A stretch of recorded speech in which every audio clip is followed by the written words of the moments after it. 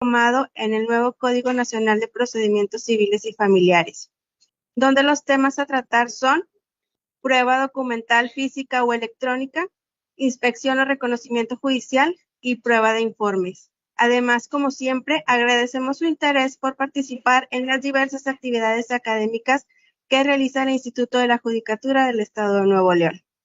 Antes de dar inicio con la disertación del día de hoy, les recordamos que, en caso de alguna inquietud que puedan tener relacionada con la asistencia, pueden contactarnos a través de nuestros canales habituales o bien llamarnos. Solo les pedimos su comprensión y paciencia, ya que en algunos momentos las líneas telefónicas pueden encontrarse saturadas, por lo que agradecemos su atención, comprensión y compromiso con el programa. Por otro lado, les compartimos que la sesión del día de hoy contará con un espacio de 30 minutos al final, destinado para resolver las preguntas que deseen realizar a la expositora. Sin más preámbulo, damos la más cordial bienvenida a nuestra expositora, la jueza Cintia Nayeli Sierra Vega, a quien particularmente agradecemos nos comparta sus conocimientos y a continuación me permite dar una síntesis curricular de su trayectoria profesional. Ella es licenciada y maestra en Derecho por la Universidad Autónoma de Nuevo León, así como doctorante en Derecho Procesal por dicha institución. Ha impartido diversos cursos y conferencias sobre responsabilidad civil, arrendamiento y juicio oral civil por parte del Poder Judicial del Estado de Nuevo León y de diversos centros de estudios profesionales. En el Poder Judicial del Estado de Nuevo León, a partir del 2003, ha ocupado los cargos de la carrera judicial como escribiente de juzgado y de sala, asistente jurídico, secretario menor y de primera instancia. También pertenece al claustro académico del Instituto de la Judicatura y en la actualidad es jueza en materia civil. Luego de conocer esta destacada semblanza, cedemos el uso de la voz a la jueza Cintia Nayeli Sierra Vega. Bienvenida, jueza, adelante. Muchísimas gracias. Buenas tardes, licenciada Keila. Gracias por la presentación. Agradezco muchísimo la invitación a participar de este diplomado. Y pues bueno, también les agradezco a todos los presentes y todos los que nos acompañan por darse el tiempo de participar en este tipo de capacitaciones que buscamos precisamente tener esta retroalimentación y prepararnos para la implementación del Código Nacional de Procedimientos Civiles y Familiares. Como bien lo dice mi compañera, este es el módulo 5 y voy a comenzar a compartirles mi material. A ver, permítanme, perdón. Lo voy a hacer a través de la ventana.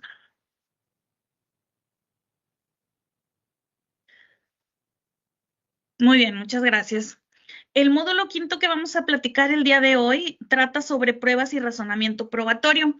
Y efectivamente, dentro de las asignaturas se limita a los apartados del Código Nacional y de Procedimientos Civiles y Familiares que se refieren a la prueba documental física o electrónica, la inspección o reconocimiento y la prueba de informes. Agregué otros dos temas, que es la prueba testimonial y la prueba pericial, porque les anticipo, los estaré también acompañando el próximo miércoles en la segunda sesión de este módulo, por lo que lo tengo comprendido también aquí en el material de apoyo. Pero este día nos vamos a centrar en las tres primeras asignaturas.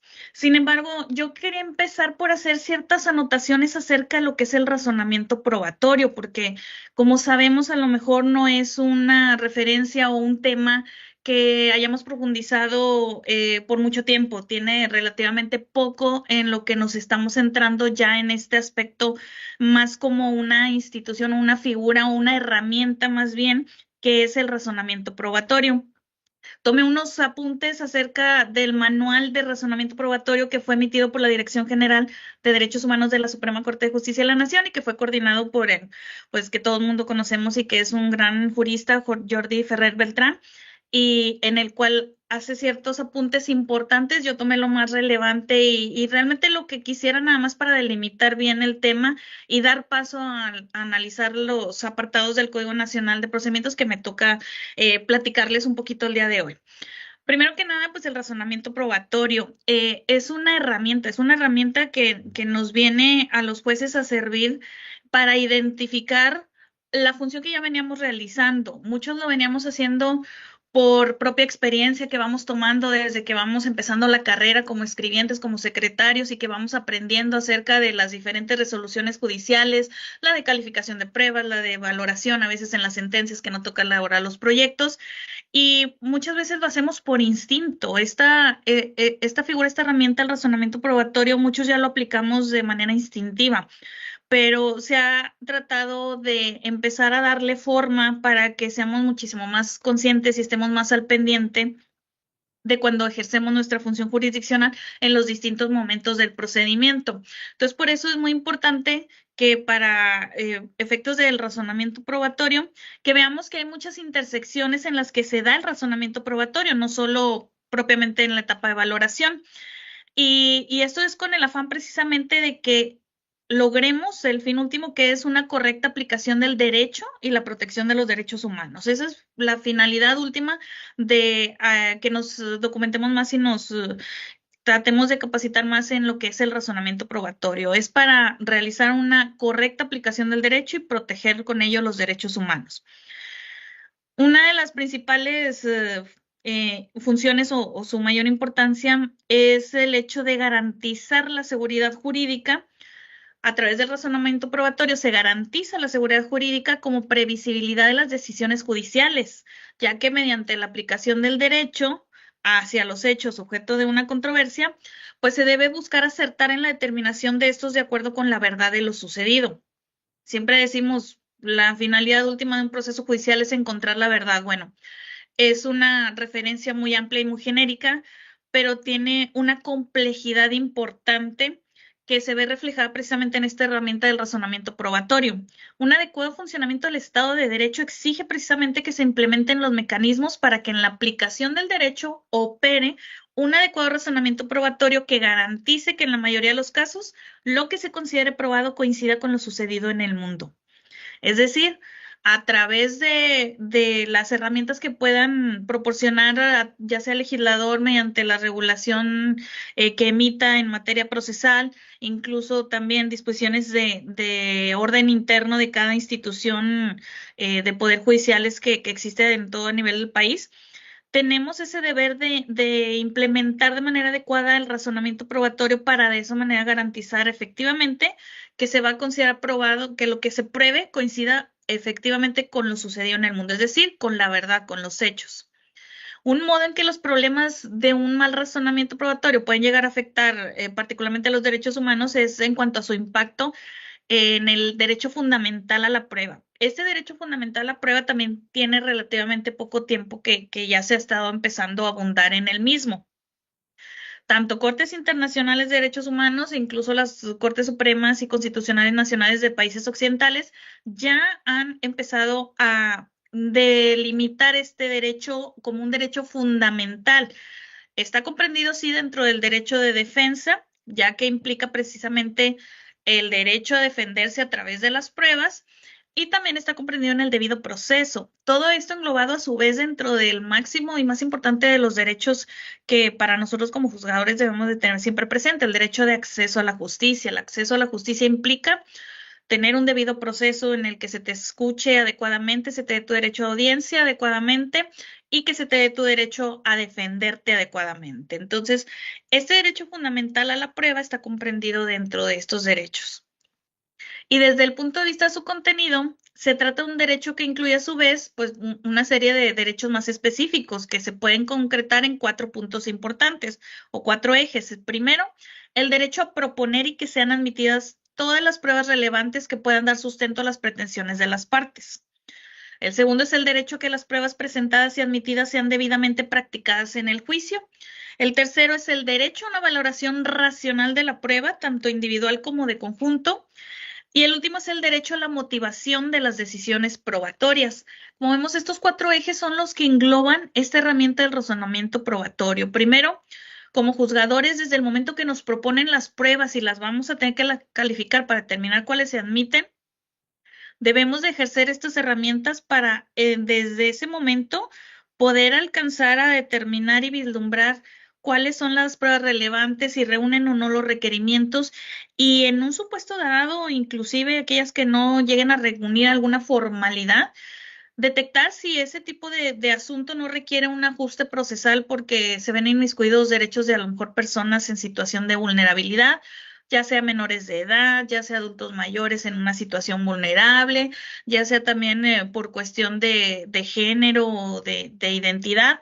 Entonces, bajo esos lineamientos también tiene uno que abordar esa etapa del proceso relativo a analizar la proposición de las pruebas para su posterior calificación. Ahora, desde el punto de vista del litigante o de la contraparte del operador jurídico que estamos en los tribunales, pues es también una responsabilidad para ellos y el documentarse en esta herramienta para proponer de manera adecuada las pruebas, porque uno como autoridad pues puedes hacer nada más hasta cierto límite tiene nuestra función, que está limitada por los requerimientos que establece el legislador en el Código Procedimental. Entonces, esta herramienta de razonamiento probatorio pues no está enfocada únicamente a los operadores jurisdiccionales, sino que también creo que debe de existir cierta responsabilidad en algunos operadores jurídicos litigantes, sobre todo a lo mejor en materias más de índole riguroso o patrimonial, como la civil patrimonial, la mercantil o alguna otra de distinta índole, pero en aquellas que no imperen principios que a veces generan la obligación del juzgador de dirigirse un tanto más oficiosamente o supliendo deficiencias de la queja, como a lo mejor en el área familiar, que es más posible que ahí todavía el juez tenga mayor responsabilidad más allá de los litigantes, pero cuando existe esta asesoría legal, pues también el asesor jurídico con el abogado tiene el deber también de velar por el cumplimiento de estas máximas. El segundo punto habla del derecho a que las pruebas presentadas y admitidas sean debidamente practicadas en el juicio. Bueno, una vez que ya lo admitimos, no acaba la labor del juzgado, sino que nosotros también tenemos el deber y la obligación de, conforme a las reglas que marca el código, y aun aquellas que no estén de forma escrita, buscar la manera más adecuada de que las pruebas puedan ser debidamente incorporadas al procedimiento, porque no basta que se ofrezcan y ya se califiquen de admitidas o admisibles. Hay pruebas en las que va a requerirse, y como lo vamos a ver más adelante al abordar la primera asignatura relativa a la prueba documental, ahora se maneja una postura muchísimo más activa de la autoridad en obtener estas pruebas, porque muchas veces se dejaba nada más a la parte interesada que me llegues tus pruebas documentales y si no las allegabas, pues ya era bajo tu más estricta responsabilidad en tu perjuicio el hecho de no haberlas aportado oportunamente. Pero ahora no vemos que, como lo vamos a ver en ciertas disposiciones legales que ahorita vamos a analizar, se maneja un papel muchísimo más activo del juzgador y de todos los operadores jurídicos, porque tenemos ahora sí que estar más al pendiente de, a ver, esta prueba requiere de alguna acción de parte del tribunal para su correcta incorporación al proceso, sí o no, y si sí la requiere, ¿cuál es la más adecuada de acuerdo con los lineamientos que se me establecen o en su caso la naturaleza de la prueba que se está proponiendo? Y hay que tomar las previsiones pertinentes. El tercer eje, el derecho de una valoración racional de la prueba. Aquí no me voy a meter tanto porque realmente también es un tema que se va a ver de modo individual. Me parece que en la tercera sesión de este módulo, la valoración de las pruebas. Pero de entrada, pues es el eje toral de la función jurisdiccional. Cuando nosotros llevamos a cabo esa actividad de valorar racionalmente la prueba, es cuando se ejerce principalmente la función del juzgador, donde estamos analizando los hechos planteados a la luz de las pruebas aportadas para llegar a la conclusión. Y el último eje, el derecho a la motivación de las decisiones probatorias. Bueno, en este aspecto implica, como ya se ha mencionado muchas veces, el motivar y sustentar adecuadamente la decisión de fondo. Pero ¿cómo va a ser de esta manera? Ya no con un enfoque más hacia el formalismo tradicional que teníamos anteriormente los tribunales en general, donde se citaba un artículo o se establecía que está acreditado el primer elemento porque se cumplió con este extremo que marca el artículo tal. No, ya no es suficiente ese tipo de argumentación jurídica, ya tiene que evolucionar desde un punto de vista de razonamiento probatorio, donde yo tengo que decir como autoridad jurisdiccional por qué este hecho que se estableció como parte de la controversia quedó acreditado con estas pruebas, por qué esta prueba, primero cuál es su valor, primero cuál es su alcance y después por qué demuestra lo que demuestra. Entonces, es una carga más específica y que implica precisamente la profesionalización también de todos los operadores jurídicos en cuanto a este tema del razonamiento probatorio. Para que una decisión sobre los hechos esté justificada, es una condición necesaria que se muestre que la hipótesis que se declare probada alcanza un cierto grado de corroboración a partir de las pruebas presentadas en el proceso y que la hipótesis que se declara no probada no la alcanza. Esto tiene que ver con un aspecto inherente a una ponderación que debe de realizar el juez entre tomar en consideración diversos aspectos, vamos a ver ahorita en un momentito, al momento de llevar a cabo la adopción de la decisión sobre los hechos probados, que es uno de los momentos en los que tiene mayor relevancia el análisis de la prueba. Entonces, cuando vamos a llevar a cabo la actividad inherente a tomar la decisión, son 4 elementos indispensables que la autoridad tiene que tomar en consideración para el momento de llevar a cabo ese análisis o esa ponderación. Primero, las reglas de la carga de la prueba, las presunciones, los estándares de la prueba y la motivación sobre los hechos. Aquí en este apartado vemos que pues estamos hablando acerca de los estándares probatorios, o sea, ¿qué estándar probatorio es el que rige en este asunto que yo voy a dirimir? Y se cumple o no se cumple ese estándar probatorio respecto a la justificación de un hecho o de una hipótesis, como se maneja aquí en este caso, o en su caso que la hipótesis que se declare no probada, pues no alcance estos estándares. Es decir, muchas veces en un procedimiento no vamos a tener una situación de blanco y negro, de decir, un contrato de arrendamiento, por ejemplo, ¿se justifica su celebración, sí o no? Bueno, a lo mejor va a haber alguna otra alternativa que no encuadra dentro del sí o no por una cuestión de decir, oye, sí se celebró, pero no en esos términos. Entonces, para eso es que existe lo del planteamiento de las hipótesis y con base en estas es que los contendientes van a aportar sus pruebas para acreditar cada una de sus hipótesis. Y ello siempre es expresión, como ya lo he mencionado, de un complejo razonamiento inferencial que toma los 4 parámetros que ya les he mencionado, que es las reglas de la carga de prueba, presunciones, estándares probatorios y la motivación de los hechos. Porque es a través de esto y a través del peso probatorio de estos de que debe de decirse cuántas de las pruebas relevantes han sido aportadas al proceso y en su caso qué lagunas probatorias quedaron. También debe determinarse cuál es el valor probatorio, es decir, la fiabilidad de cada una de las pruebas individualmente y en conjunción con otras. Y finalmente, tomar en cuenta el grado de corroboración que el sistema requiere para ese tipo de casos, que estos son los estándares de prueba, que resultan aplicables a cada supuesto en particular y justificar si este se cumple o no.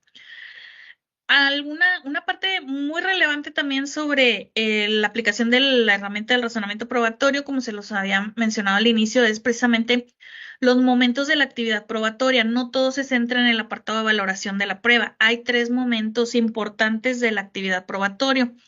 El primer momento importante de la actividad probatoria es la conformación del conjunto de elementos de juicio o las pruebas propiamente. ¿A qué se refiere? Bueno, cuando se lleva a cabo la incorporación al proceso. ¿Y qué comprende? Pues la proposición. Primero, la proposición, es decir, cuando las partes proponen la prueba para ser ponderada y calificada por la autoridad. El segundo apartado que engloba este primer momento es la calificación. Una vez que se califican y sobre todo las que se admiten, cuando se lleva a cabo la admisión, es un segundo paso en esta conformación del conjunto de elementos del juicio. Y el tercer paso es la materialización o el perfeccionamiento.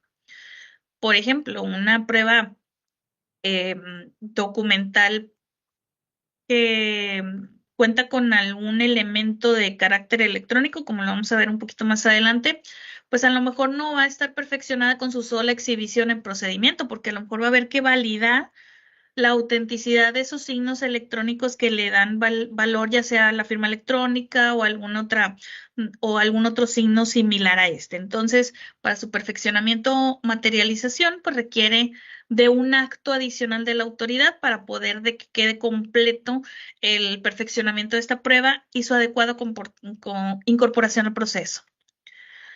El segundo momento de la actividad correspondiente al momento de la actividad probatoria es la valoración de la prueba. Esto, como lo mencioné, no me voy a entrar mucho porque es un tema independiente que se va a ver más adelante. Y el tercer momento es la adopción de la decisión sobre los hechos probados, que esto también ya le anticipé un poquito hace unos momentos, que es precisamente donde se hace este análisis y este estudio de ponderación que debe efectuar el juez tomando en consideración las reglas de la carga de la prueba, las presunciones, los estándares probatorios, para efecto de motivar la decisión sobre los hechos que se hayan sometido a consideración de la autoridad.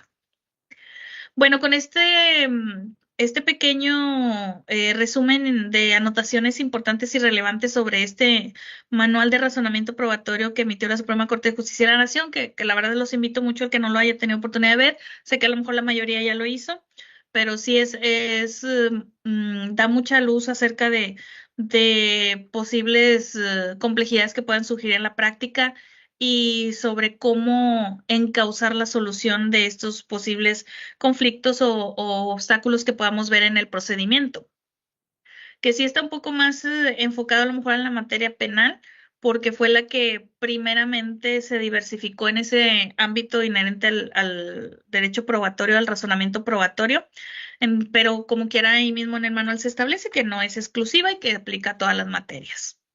Vamos a entrar ahora sí en materia propiamente. Vamos a empezar a hablar del apartado correspondiente a la prueba documental física y electrónica. Aquí primero mencionar pues que este apartado se encuentra comprendido dentro del capítulo, la sección quinta, el capítulo 2 del título segundo del Código Nacional de Procedimientos Civiles, Código Nacional de Procedimientos Civiles y Familiares, y comprende los artículos del 308 al 331. Y antes de entrar en cada una de las disposiciones, pues vale la pena empezar por mencionar qué entendemos por documento. Esto para efecto de poder comprender el contexto en el que se utiliza esta palabra dentro de el apartado que vamos a analizar. Pues bien, por documento se puede entender todo soporte material de cualquier clase, físico o electrónico, como lo mencionamos, que exprese o incorpore datos, hechos o narraciones susceptibles de ser utilizados para la demostración de un hecho. Ahora, esta es una descripción en forma general y hablamos del documento de forma general. Aquí también quiero introducir definiciones de documento electrónico, porque cuando hablamos de prueba electrónica, que técnicamente el concepto que ahora se usa en el código es documento electrónico, pero anteriormente en ciertos ámbitos académicos y doctrinales se hablaba de la prueba electrónica. Se considera el documento electrónico en un sentido también estricto, en uno general y en uno estricto. En un sentido general, cualquier prueba electrónica es documento electrónico. ¿Por qué? Porque hablamos de que documento se refiere a documentación. ¿Dónde está documentado? Puede estar un documento en una USB, en un disco CD-ROM, en un disco DVD o en incluso uno de otra índole que pueda ser objeto o que surja con motivo de los avances tecnológicos. Una cuestión importante a tener en cuenta cuando hablemos siempre de prueba o documento electrónico es que debido precisamente a la naturaleza propia de los avances tecnológicos, siempre hay la posibilidad de que día con día surjan nuevos elementos electrónicos que luego puedan llegar a ser necesario considerarlos como prueba en procedimientos jurisdiccionales. Entonces, por eso, lo importante a veces al tratar el tema de la prueba electrónica no es tanto buscar una definición muy concreta, porque no la puede haber por el simple hecho de que día con día surgen nuevas tecnologías y van a seguir surgiendo nuevas tecnologías. Entonces es imposible que estemos constantemente redefiniendo o reconceptualizando o incluso sacando nueva legislación que abarque todas las nuevas tecnologías. Entonces lo importante a veces en la práctica es tratar de aterrizarlos en ciertas categorías. Por ejemplo, tenemos una categoría que la podemos determinar en sentido estricto como documento electrónico.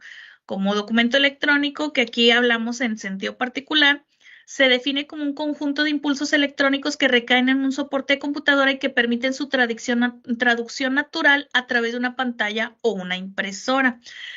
¿Qué nos estamos refiriendo con esta definición que es documento electrónico en sentido estricto? Bueno, toda aquella representación de un archivo electrónico que podamos poner en papel.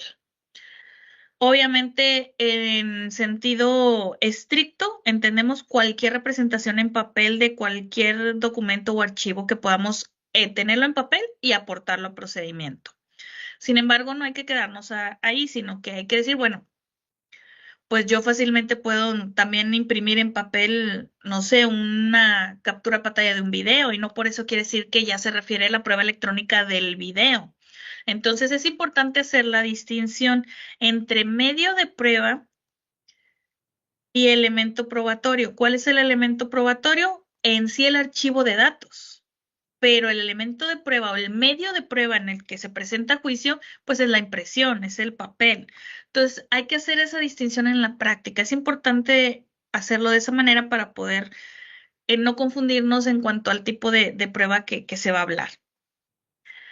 Y aquí entramos entonces también en algo muy importante que debemos tener en cuenta, el principio de equivalencia funcional, que es un principio del que ya se tiene noticias de 1996 que se planteó en una ley modelo propuesta por la Comisión de las Naciones Unidas para el Derecho Mercantil, se aplicaba más en derecho mercantil y que tenía como objetivo pues tratar de equiparar cualquier archivo electrónico a un documento en papel, pero se ha ido delimitando ya con el tiempo, delimitando en sentido estricto, como lo hemos mencionado, a aquellos que sí pueden ser plasmados en un documento y por el solo hecho de acompañarlos en forma documental, cuenten con el valor o sean susceptibles de tener ese valor.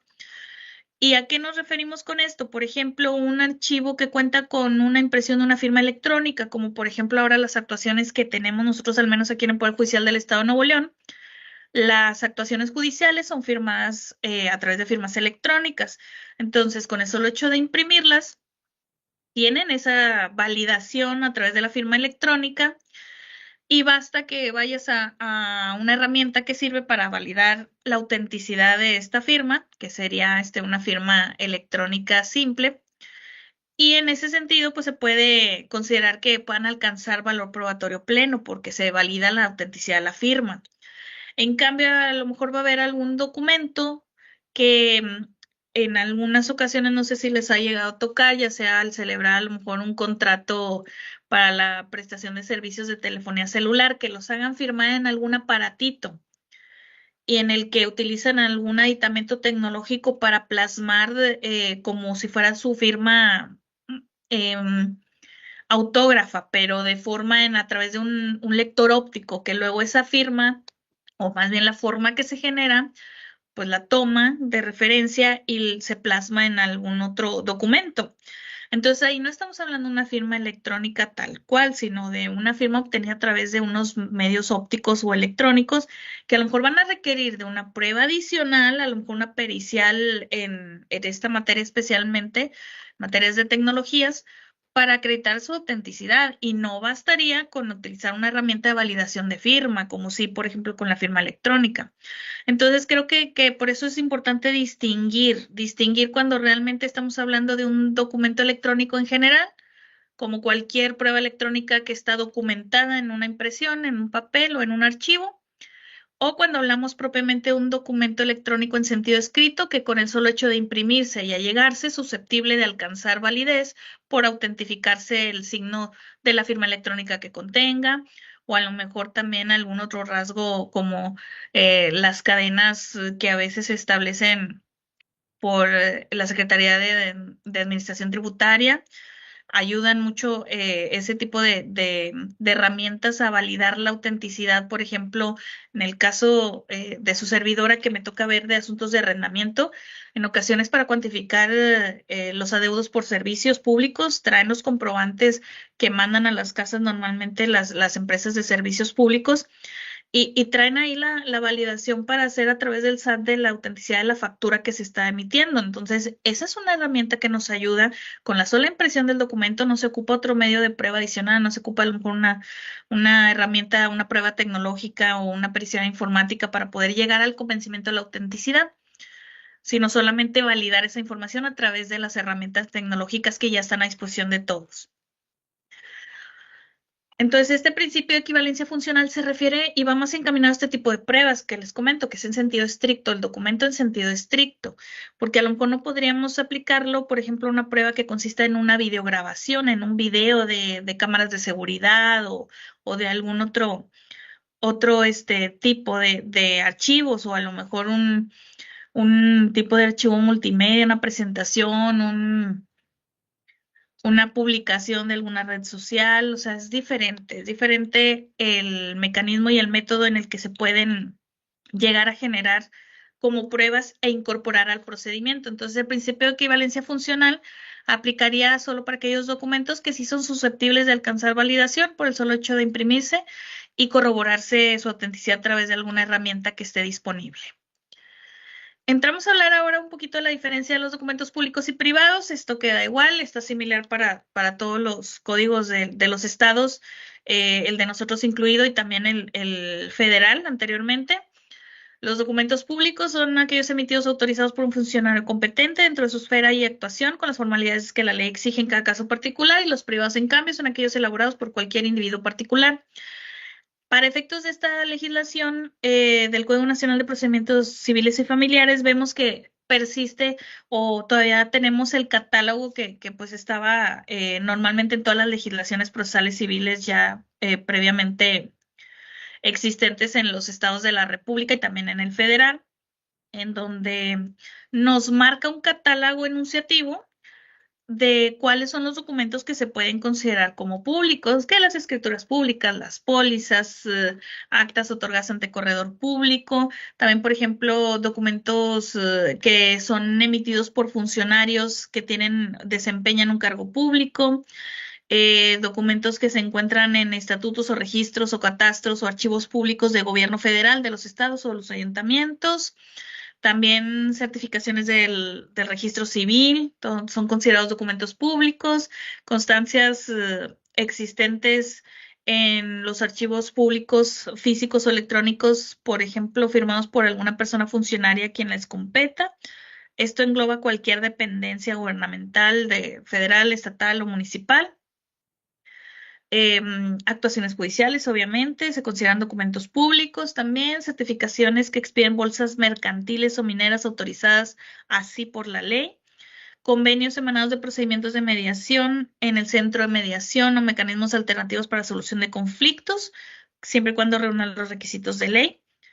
Y nos deja ahí obviamente abierta la pauta ahí para considerar como documento público cualquier otro que alguna disposición distinta al Código Nacional de Procedimientos Civiles pues pueda considerar como tal. Además también pues se habla de documentos públicos expedidos por autoridades federales, locales o municipales, alcaldías o cualquier semejante, firmados con firma autógrafa o firma electrónica avanzada por el funcionario respectivamente. Entonces esos también son documentos públicos.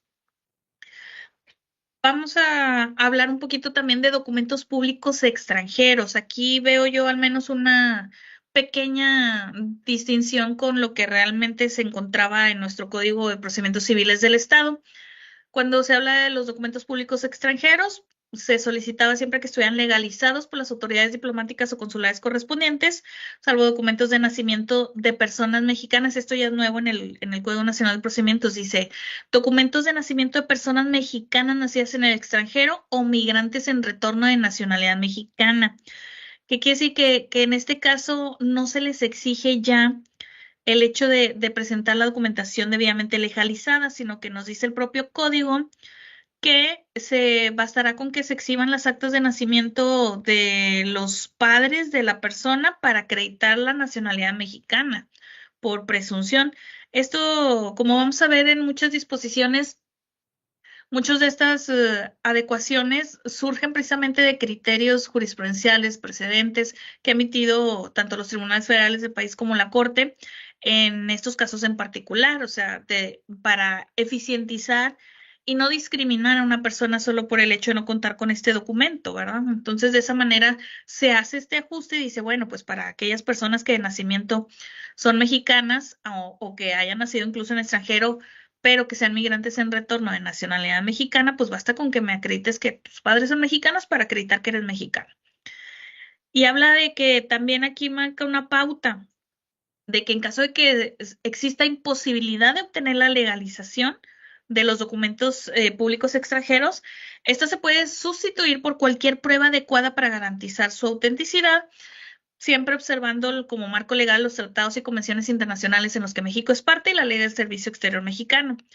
¿Qué quiere decir aquí? Que bueno, que ya no te da esta pauta de ser tan cerrado en el sentido que si no trae la legalización a través de apostillas o algún otro signo que sea el que aplique dependiendo del país de que provenga, que ya no sea admisible, no, sino que te puede dar la pauta de que se sustituya por otra prueba adecuada que garantice su autenticidad, pero sujeta a que aquí se habla de una imposibilidad de obtener la legalización, ya porque a lo mejor a la persona que se encuentra actualmente en el país le es imposible hacer el trámite, pero que lo acredite a través de algunas pruebas fehacientes. Bueno, en ese caso nos da ya la pauta la autoridad para que tengamos este criterio de sustitución a través de alguna otra prueba adecuada que pueda garantizar su autenticidad. También es importante mencionar que al igual que muchos documentos que ahora expiden las autoridades, tanto federales como estatales como municipales de nuestro país, que da la pauta para que puedan ser autenticados a través de ciertos signos como firmas electrónicas o cadenas de valor o alguna herramienta disponible, pues también en todo caso, tratándose de documentos extranjeros, puede que existan estas herramientas. Y entonces ese es el parámetro a lo mejor que se puede llegar a utilizar para la sustitución en caso de imposibilidad de obtener la legalización. ¿Qué otro? Mm.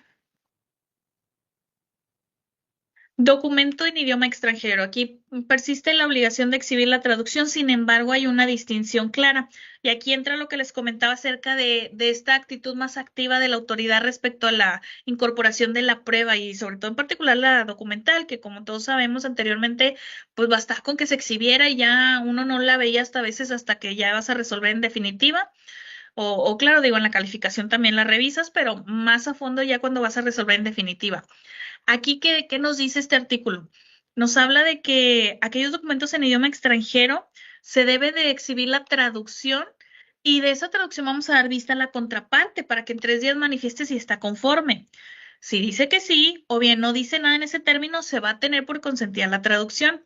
Pero en caso negativo, en el mismo término de 3 días, se debe de 3 días que se le den a la persona que lo ofrezca, se le debe de pedir que presente ahora sí una traducción emitida por perito traductor.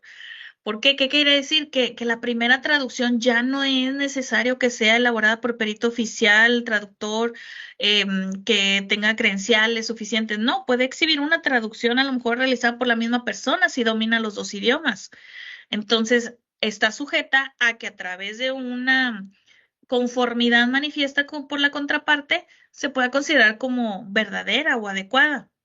Esto sí cabe destacar, obviamente, sin perjuicio de la atribución que tiene la autoridad jurisdiccional también, porque pues sabemos que al menos en varias partes de la República o incluso en general en todo el país puede existir personas que dominen el idioma. Entonces, si yo como autoridad tengo cierto dominio sobre el idioma del documento que se me está presentando y al cotejar yo la traducción veo a lo mejor ciertas discrepancias, pues como autoridad también tengo no solo la atribución, sino a lo mejor la obligación y el deber también de pues hacerlo notar y en su caso requerir la traducción emitida por perito oficial. Ahora, ¿qué pasa? También nos marca aquí el supuesto de que existan discrepancias en aspectos relevantes. Ojo, hay que destacar este aspecto relevante. Dice aspecto relevante en la traducción presentada por las partes distintas. La autoridad ordenará la traducción por un perito oficial o una institución educativa. Es decir, ya la designación del perito va a ser directa por el juez de la lista oficial de peritos con que se cuente, o bien una institución educativa en la que se pudiera contar con la impartición de conocimientos en ese idioma. Entonces, partiendo de esta base, vemos que ya hay una mayor participación del juzgador en la integración de una prueba que puede ser una simple documental. Vemos también lo que se refiere a la reglamentación de los documentos, de la prueba documental, perdón. El supuesto del requerimiento de documentos que obran en archivos públicos. Como sabemos, siempre ha estado regulado el hecho de que si no cuentas con un documento a tu disposición, pues puedes así manifestarlo a la autoridad, para que pues mandamos pedirlo a tu costa y a tu petición de parte, ¿verdad? En este caso se sigue rigiendo por este supuesto, sin embargo, habla también aquí de una interacción. Veo yo una modificación y un ajuste en el Código Nacional de Procedimientos Civiles y Familiares en donde se trata de que haya más interacción entre las partes al momento de la conformación de las pruebas. Y esto es para que cuando ya vayamos a pasar a la fase de valoración, podamos que se haya depurado, por así decirlo, se haya depurado ya cualquier cuestión de forma o formalidad que pudiera haber viciado en un momento dado la posible valoración. Entonces aquí se da esa mayor participación entre las partes, no solo para que efecto que se incorporen las pruebas de forma adecuada al procedimiento, sino también vemos las consecuencias que ahora el legislador está estableciendo para el caso de que pues haya esta resistencia, existe esta resistencia o anuencia de una de las partes en participar de la integración de la misma. Vemos primero aquí que la parte oferente va a solicitar que se mande pedir copia o testimonio, ya sea físico o electrónico, a cargo del archivo público donde mencione que se encuentre la prueba. Y la contraria va a tener derecho a que a su costa se adicione lo que crea conducente. Es decir, si yo nada más pido, quiero que se traiga copia de la página tal del contrato de compraventa tal, y la contraria a lo mejor considera que es necesario que tengamos todo el documento completo, pues bueno, entonces tiene el derecho a pedir que se adicione lo que crea conveniente. No procede este requerimiento respecto de documentos que existen en archivos particulares. Así lo establece ya el Código Nacional de Procedimientos Civiles de forma tajante. Esto es importante y relevante porque antes, al no haber una disposición expresa, pues sí se prestaba mucho a que alguna de las partes mencionara, oye, tal persona tiene este documento, mándaselo pedir. Bueno, pero espérame, porque yo no sé si existe, para empezar, si existe ese documento. Entonces, ¿cómo te lo voy a pedir? Y siguiendo estos lineamientos, pues es importante destacar que esta regla es solo para los documentos en archivos públicos. Ahora, los documentos en archivos públicos con firma electrónica traen una regulación especial, porque los que son físicos, pues basta con que el archivo público, el responsable del archivo público me remita la certificación correspondiente. Pero en el caso de cuando se trate de archivos con firma electrónica, aquí nos habla de que se va a llevar a cabo una compulsa levantando la actuación correspondiente, que corresponde a un acta levantada por el personal del órgano jurisdiccional, y en el que se va a observar el documento en la página de internet o en la base de datos de la dependencia que lo expidió. Entonces, es como se va a llevar a cabo. La misma legislación nos marca que esto puede ser ya sea dentro de la misma audiencia de juicio de ser posible, o si requiere que se traslade el tribunal hacia una oficina o dependencia pública, pues eso también es lo que se va a tener que llevar a cabo. Mm, estamos ahorita hablando todavía de documentos en archivos públicos con firma electrónica. Ujú. Dice, aquí me parece que me faltó agregar los documentos que están en un sitio distinto de aquel en que se sigue el juicio, se van a compulsar a virtud de un despacho o exhorto que dirija la autoridad jurisdiccional competente y siempre que estos documentos se encuentren en los archivos públicos, físicos o electrónicos. Esto hablando de los documentos físicos, los de la anterior diapositiva. Aquí también habría que agregar que puede darse el caso que el archivo público pues no está en el lugar de juicio de donde se encuentra la autoridad, entonces se pueden mandar pedir a través del exhorto correspondiente o el despacho, depende de lo que corresponda.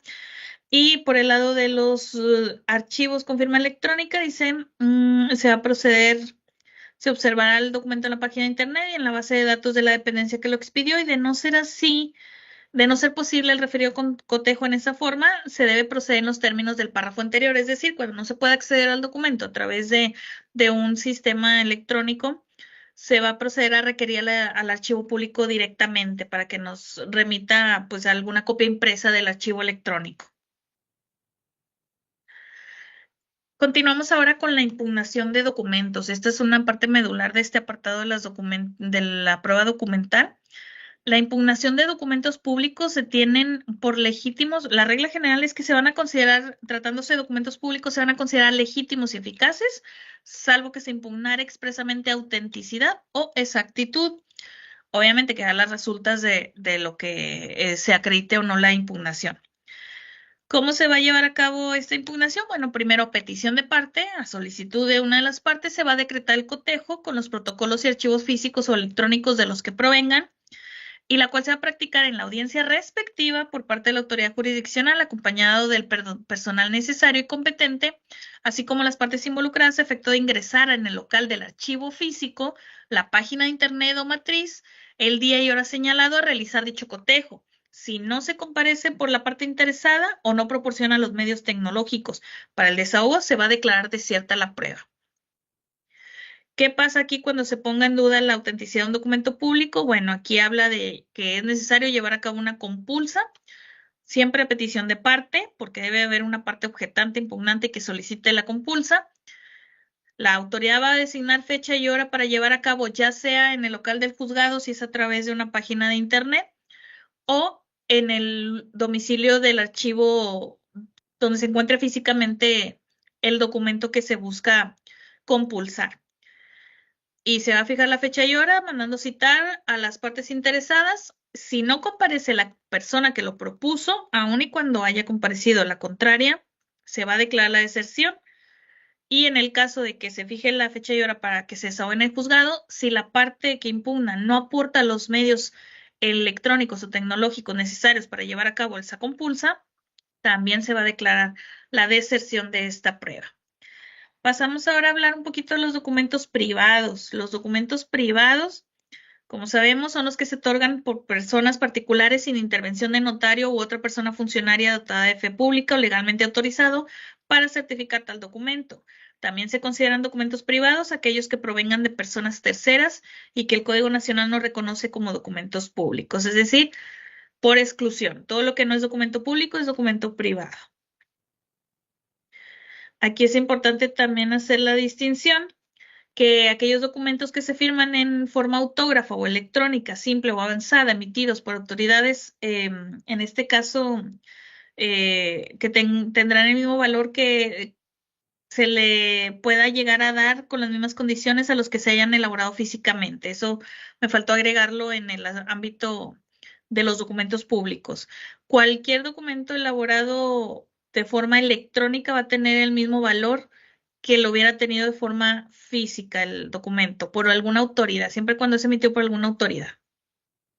Retomando lo inherente a los documentos privados, vamos a ver también aquí que cuando se trata de documentos privados y la correspondencia que procede una de las partes y que es presentado en juicio en vía de prueba y no objetado por la contraria, se va a tener por admitido y surtirá sus efectos como si hubiera sido reconocido expresamente. Puede exigirse el reconocimiento expreso si la parte que los presenta si lo pidiere. Con este objeto se van a exhibir los originales a quien deba reconocerlos y se le dejará verlos en su integridad y no solo la firma. ¿Qué sucede aquí? Que hay documentos privados que, como provienen de las partes, se puede solicitar que de forma expresa sean reconocidos. Esto pues en un afán de perfeccionarlos mayormente, darle un mayor valor o mayor validez o eficacia a su autenticidad. ¿Qué pasa si la parte a cuyo cargo se le ofrece el reconocimiento no acude y no la lleva a cabo? Bueno, también tenemos aquí, antes que nada, principalmente, tiene que ser respecto a un documento original. Es decir, si llegaste una copia certificada, una copia fotostática del documento y pides el reconocimiento, perdón, tienes que llegar el original. Tienes que llegar al original y así se le va a exhibir a la otra parte para que puedan ponerse del mismo. En el caso de que exhiba un documento en copia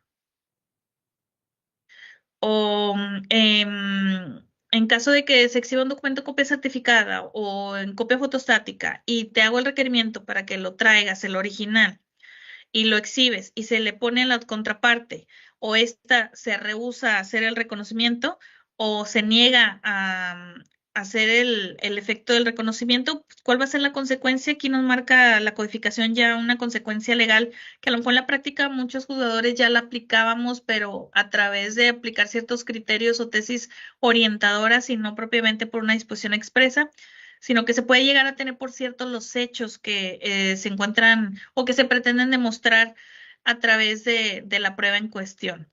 Es decir, en este caso, se puede considerar como cierta la falsedad de un documento si no se llega a exhibir el original, que este es otro supuesto distinto al reconocimiento. Cuando se exhibe una prueba que no es original y se te hace el requerimiento, la parte interesada, ya sea parte actora o parte demandada, y no lo exhibe, pero ojo, que quiero agregar aquí que a lo mejor pues también va a depender mucho de la imposibilidad que manifieste. Ha pasado en la práctica que muchas veces se extravían documentos y en ese supuesto, pues, ¿cómo podemos verificar si es verdad o no el que se extravió o no se extravió? Entonces, en ese sentido, lo que se ha mencionado anteriormente es que si hay una objeción respecto a ese documento ha llegado en copia, que no sea una copia certificada, en ese sentido se puede considerar entonces que la impugnación respecto a ese documento pues pueda ser cierta, es decir, que proceda el hecho de considerarlo falso o alterado en caso de que no se muestre alguna prueba en contrario. Existe complejidad en este aspecto de la impugnación. ¿Por qué? Porque tratándose de documentos privados, pues sabemos que pueden o no ser ciertos o que incluso en la práctica hay usos y costumbres que generan cierta incertidumbre, que a veces una parte lo firma primero y luego se envía para que se firme por la otra parte, pero resulta que a lo mejor no se firmó por uno de los que parece que participó, pero realmente sí intervino y hay una antefirma en cierta parte o cierto apartado. Entonces, se da muchos supuestos en la práctica y es por eso que quise buscar dar como que certeza. Hay un lineamiento en el que se establece, sabes que me vas a traer el original y si se te llega a impugnar y no trajiste el original, estás obligado a traerlo para mostrárselo a la persona a ver si efecto de que lo reconoce. Si no lo reconoce, pues se va a tener por cierto los hechos. Vaya, si no acude al reconocimiento, si es omiso en cumplir con la citación o el requerimiento para reconocerlo. En caso de que venga y diga que no lo reconoce, pues bueno, ya va a quedar a determinación en cuanto al valor probatorio, pues lo que le corresponda a ese documento, siempre y cuando bueno, el juzgador va a tener que analizar en su cúmulo de actuaciones y todas las demás pruebas para ver si a través de las mismas se llega a dotar de validez o eficacia ese documento por otros medios, como lo menciona aquí. Muchas veces se establece una presunción, pero siempre es salvo prueba en contrario. Es decir, si hay una prueba que acredita que pudiera haber cierta veracidad sobre los hechos contenidos en el documento, pues bueno, esta prueba va a venir a robustecer el contenido del instrumento y destruye la presunción derivada de la sanción que se estableció por la falta de reconocimiento del instrumento, ¿verdad? Los documentos privados originales, cuando forman parte de un libro, expediente o legajo, se van a exhibir para que se compulse la parte que señalen las partes interesadas. Si el documento se encuentra en libros, papeles de casa, de comercio o de algún establecimiento industrial, así como archivo que, por sus características y estado, no permiten su reproducción sin deteriorarse, quien pida el documento o la constancia deberá fijar con precisión cuál sea, y la copia testimoniada se va a tomar en el escritorio del establecimiento sin que las personas directoras de él estén obligadas a llevar a la autoridad jurisdiccional los libros de cuentas, ni a más que a presentar las partidas o documentos designados. Vemos aquí otra instancia en la que la autoridad va a tener que salir incluso del juzgado para poder constituirse y recabar una prueba en la cual se busca salvaguardar la integridad de esa prueba documental, pero pues a la vez no dejar en estado de indefensión a las partes, porque suele suceder en la práctica que existen documentos que debido a, como lo menciona aquí, por sus características y estado no permite su reproducción sin deteriorarse, pues eso no puede ser circunstancia para negar el derecho a probar de una de las partes. Como ya lo vimos, es un derecho muy relevante que debe estar presente no solo en las disposiciones del legislador, sino en la misma práctica y cómo lo aplicamos día a día. Entonces es por eso que viene, bueno, si no puede salir, la autoridad tiene que ir a ver si se puede recabar copia o alguna imagen que se pueda proporcionar digitalizada, fotostática, fotografía del documento para ser incorporado al proceso. Y obviamente respetar siempre el derecho de las partes de que comparezcan a esa diligencia y también hagan las observaciones que consideren pertinentes. ¿Qué pasa con los documentos en poder de terceros? Los documentos que están en poder de terceros la parte interesada en recabarlos debe solicitar al juzgado que se emita una intimación a los terceros sobre la exhibición de los mismos, o bien que facilite la obtención de copia fotográfica, electrónica o testimonio certificado de ellos, siendo los gastos que se originan a cargo de la parte que pide la prueba. ¿Qué quiere decir? Que, bueno, pues si acaso hay un tercero que cuenta con un documento, pues es obligación y deber de la autoridad auxiliar a la parte para que se pueda recabar esta prueba y a través de esta instancia que se obtenga por los medios correspondientes. Actualmente en las legislaciones a lo mejor no hay una disposición propiamente expresa que nos diga bien cómo proceder en este tipo de supuestos, pero creo que en la práctica la mayoría de los juzgadores pues ya hemos tomado ciertas determinaciones interpretando otros artículos más generales o genéricos. Por ejemplo, aquí con nosotros en el Estado de Nuevo León, sobre todo en particular con su servidora, que me toca resolver asuntos también que tienen que ver con responsabilidad civil y en asuntos en particular a veces en cuestiones de negligencias médicas, sea el caso que a veces hay que recabar los expedientes clínicos que están en posesión de pues particulares, como son ciertas instalaciones hospitalarias o algún médico en particular que cuenta con el expediente clínico de la persona interesada. Entonces, en ese afán de apoyar a la persona para obtenerlo, se ha hecho uso del artículo general que habla de que todos los terceros están obligados a auxiliar a la autoridad en la búsqueda de la verdad. Entonces, hacemos pauta o partimos de esa disposición para requerir al tercero, pero pues ya empezamos a enlazar todas una serie de disposiciones pues para tratar de combinarlos. Aquí ya está englobado todo en una misma disposición donde habla expresamente de la obligación del juez de intimar a los terceros que la exhiban y que también, pues, en su caso, pues, hacer también los apercibimientos correspondientes. Habla aquí que si las personas terceras eh, pueden rehusarse, sí pueden rehusarse en los supuestos que aquí mismo habla la legislación, cuando se tienen derechos exclusivos sobre documentos u otra cosa, y para lo cual se les pide que lo justifiquen de manera fehaciente. ¿Qué supuestos pueden encuadrar aquí? Pues podríamos hablar, por ejemplo, de cuando se trate de alguna información a lo mejor que tenga que ver con marcas y patentes, que tengan que protegerse y ser resguardadas, o a lo mejor alguna información que esté catalogada como reservada o que tenga la calidad de clasificada. Entonces, en ese sentido, siguiendo la legislación también que ya existe, pues se puede llegar a la justificación de este extremo. Y entonces el tercero pues ya podría acreditar que no está forzado u obligado a aportarla. También en el Código Nacional ahora nos maneja ya el supuesto en el que un documento se encuentre en poder de la contraparte. Aquí nos hablan en el artículo 323 de que se le va a intimar para que lo presente en el primer curso que comparezca a juicio o bien en la audiencia respectiva. Y de no presentarlo, se va a presumir como ciertos los hechos que pretende demostrar su contraparte. La parte que promueva la prueba podrá presentar copia del documento o proporcionar los datos que conozca acerca de su contenido, mismo que se tendrá por exacto si se probare que el documento se halla o estuvo en poder de la parte adversaria y ésta sin causa justificada no lo presenta. Esta disposición es muy importante, pero también es importante analizarla en su conjunto, porque la primera parte pudiera dar pauta para que consideráramos que el simple hecho de requerir a una contraparte la exhibición de un documento y que no lo hiciera, no lo exhibiera, ya se van a presumir ciertos los hechos que se pretendían demostrar por la contraparte. Pero este primer apartado, a mi consideración, está vinculado a la segunda parte, en la cual, partiendo de lo que habíamos ya comentado acerca del razonamiento probatorio, tenemos que partir de los hechos que se establecen en la demanda. Entonces, ¿qué nos dice aquí? Que la parte que ofrece está obligada a proporcionar los datos que conozca acerca del contenido de ese documento, o en su caso, si lo tiene, copia del mismo. Entonces, ¿qué va a suceder? Ya cuando uno como autoridad tiene la copia del documento, aunque sea copia fotostática, bueno, pues existe un indicio acerca de la existencia de ese documento. Ahora, si no se aportan datos suficientes acerca de ese documento o alguna otra prueba que aún de forma indiciaria nos pudiera indicar la posible existencia de ese documento, considero que entonces no se podría hacer efectivo el apercibimiento o presumir ciertos los hechos, porque ¿qué pasa si se están fabricando a lo mejor la existencia de un documento que en realidad nunca ha existido? Entonces, por eso creo que es importante tener en consideración lo anterior y claro, siempre partiendo de la base de que se ponga en duda la existencia del instrumento.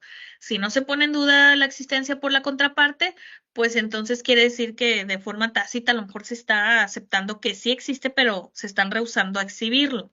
Entonces, siempre y cuando exista una contradicción que pudiera poner en duda la existencia del documento, creo que aquí vamos a tener que hacer uso de esa herramienta del razonamiento probatorio para verificar si procede o no el tener por ciertos los hechos. Creo que va a depender del caso en particular. Si se proporciona copia del documento o datos que se conozcan acerca del contenido del mismo y hay elementos que aún de forma indiciaria pudieran denotar que sí existió ese documento, es entonces cuando creo que sí se puede hacer efectivo el apercibimiento. Continuamos con la objeción e impugnación de documentos.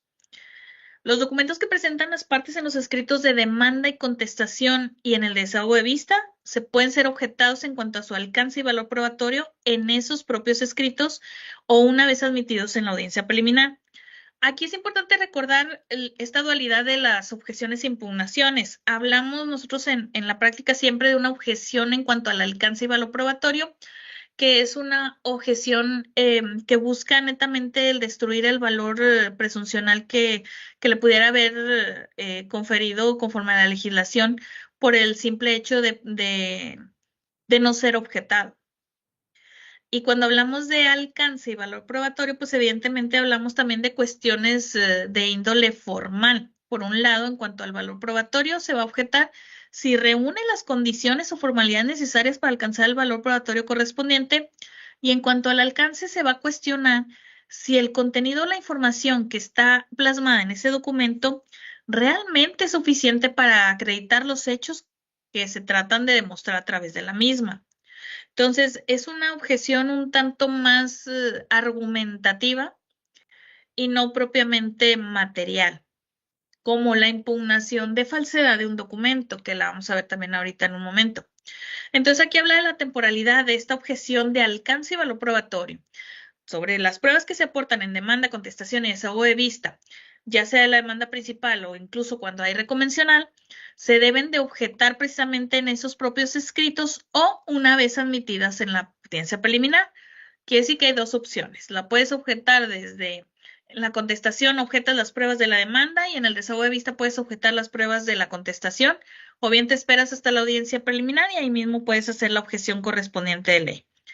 Los documentos que surgen con posterioridad deben ser exhibidos o incorporados solo durante la audiencia, por parte interesada y de ser admitidos en el mismo acto se podrá realizar su objeción. ¿Qué quiere decir? Que cualquier documento que se tenga de prueba se puede llegar hasta la audiencia preliminar o incluso también pudiera suscitarse aquí. Obviamente no estamos contemplando el caso de pruebas supervinientes, que esas evidentemente no tienen una temporalidad propiamente. Pero con la condicionante de que pues al menos no esté el asunto ya para dictar la sentencia o inmediato a dictarse la sentencia.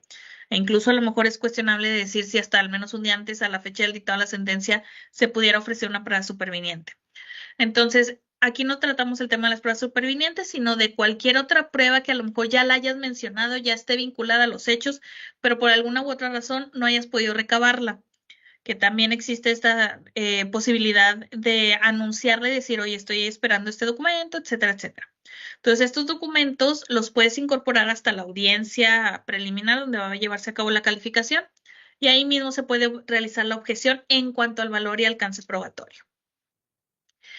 El reconocimiento de documentos, aquí retomamos un poquito ya el tema de que hablábamos acerca de cuando se solicita el reconocimiento de documentos.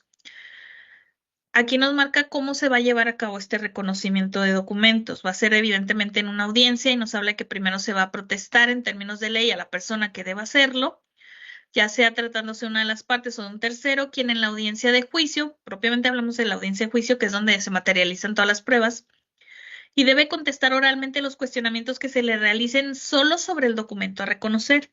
Si se niega a responder y es parte en el juicio, el documento se tendrá por reconocido. Solo puede reconocer un documento privado la persona que lo firmó, la que lo manda a extender o la persona legítima representante con poder o cláusula especial. Creo que esto quedó un poquito en los mismos términos y básicamente es la forma en la que se materializaba el reconocimiento ya previamente.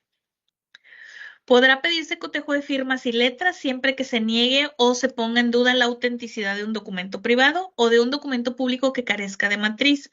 Para ese objeto se procederá con sujeción a lo que se previene para la prueba pericial.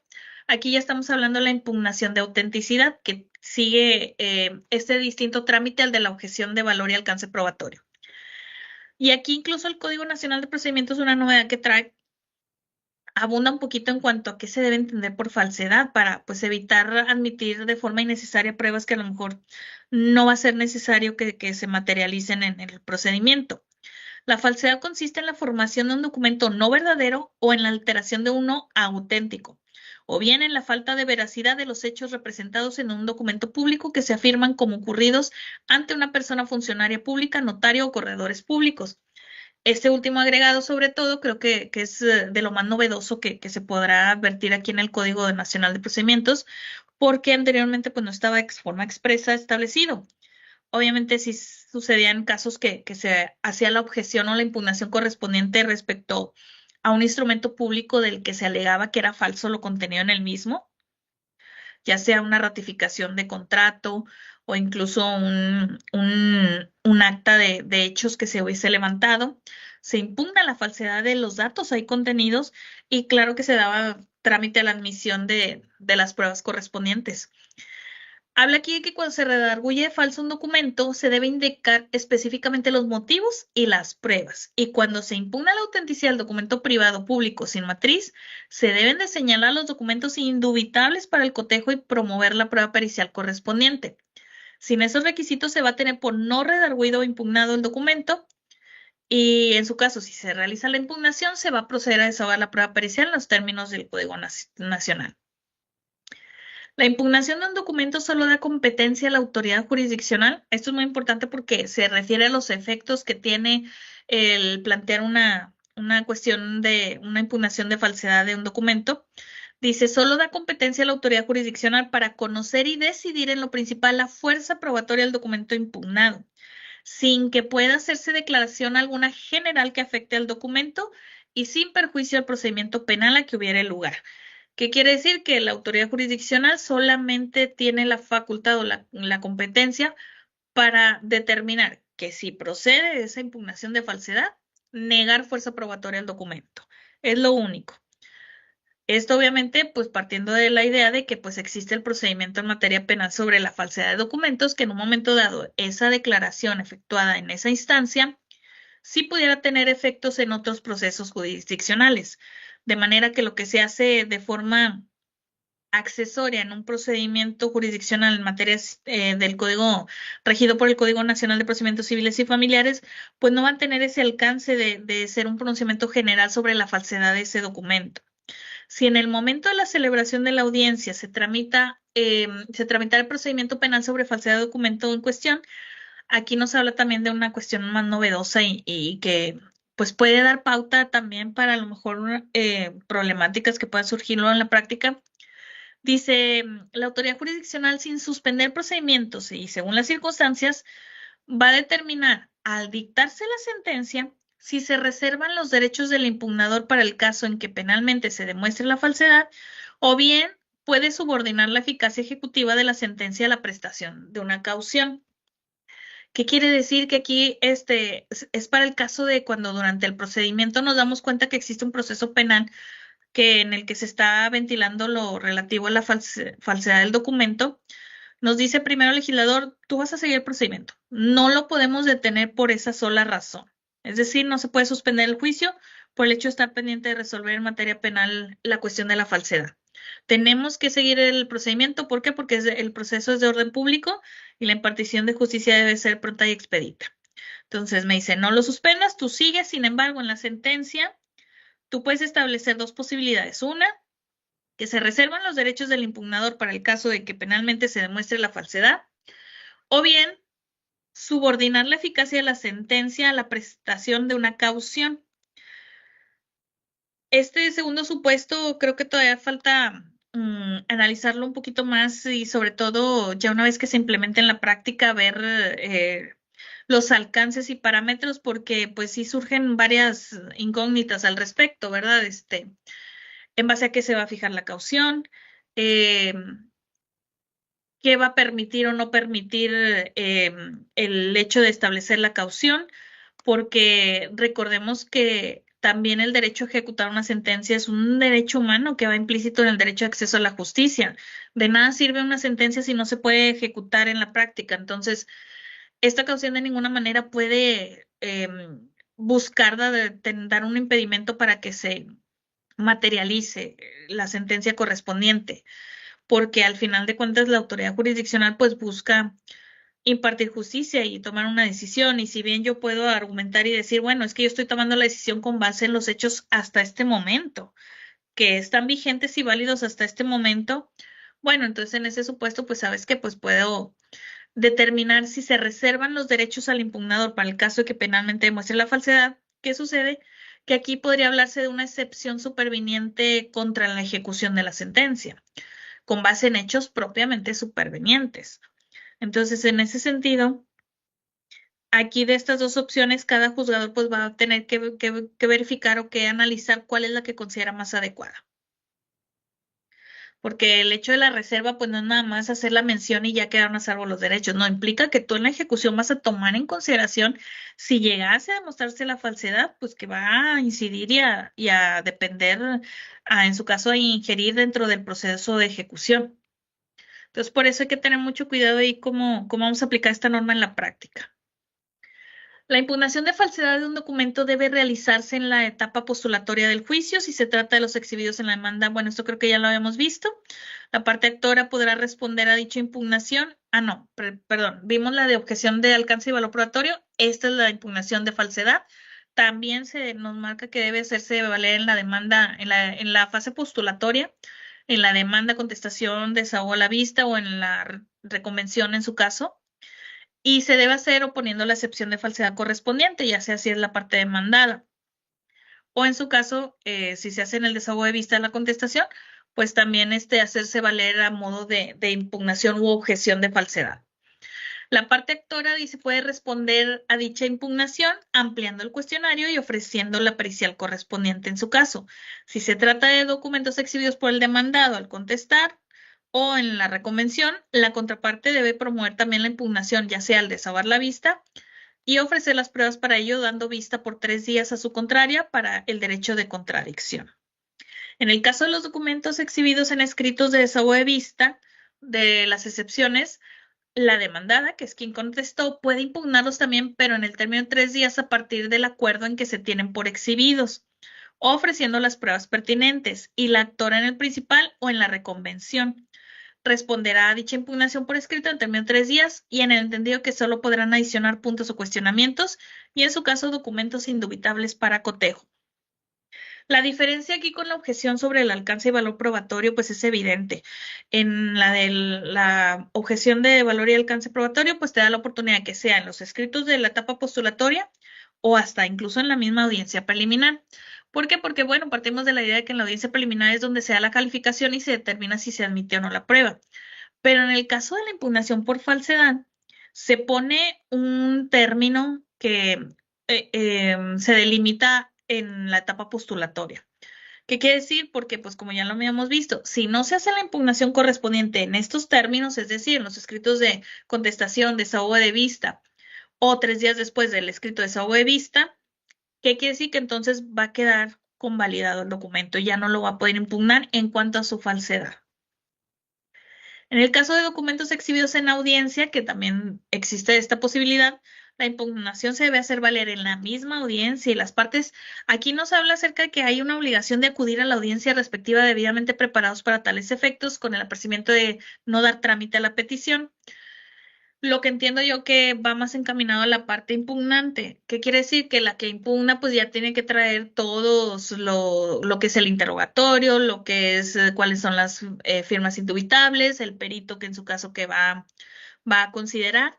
Entonces esto tiene que dar pauta o me da a mí la impresión de que implica que el litigante ya debe de prever la posibilidad que se presente un documento, aunque no lo conozca todavía, que lo va a conocer en el momento de la audiencia, pero que a lo mejor va a tener que ofrecer la prueba pericial para la impugnación. Entonces debe de prepararse de antemano de tener un perito a disposición por si llegase a requerirse la necesidad, analizar a lo mejor también las posibilidades que pudieran llegarse a presentar, anticiparse para el efecto de poder colmar todos los requerimientos para que sea admisible esta impugnación. Quien pide el cotejo designará el documento o documentos indubitables que va a hacerse o pedirá a la autoridad jurisdiccional que se cite a la persona interesada para que en su presencia y en audiencia especial o simple comparezca a sentar firma, letras o huella digital que deben de servir de base al cotejo. En caso de que la autoridad jurisdiccional podrá aprovechar la presencia de la persona en cualquiera de las audiencias para recabar ahí las firmas. Y por último, en este capítulo correspondiente a la prueba documentales física y electrónica, vemos qué documentos se consideran como indubitables para los efectos del cotejo de la impugnación de falsedad. Los documentos físicos o electrónicos firmados de manera autógrafa o con firma electrónica avanzada que las partes, según el caso de común acuerdo, reconozcan como tales. Los documentos privados, físicos o electrónicos cuya letra o firma autógrafa o con firma electrónica avanzada hayan sido reconocidos en juicio por aquel a quien se atribuye la dudosa.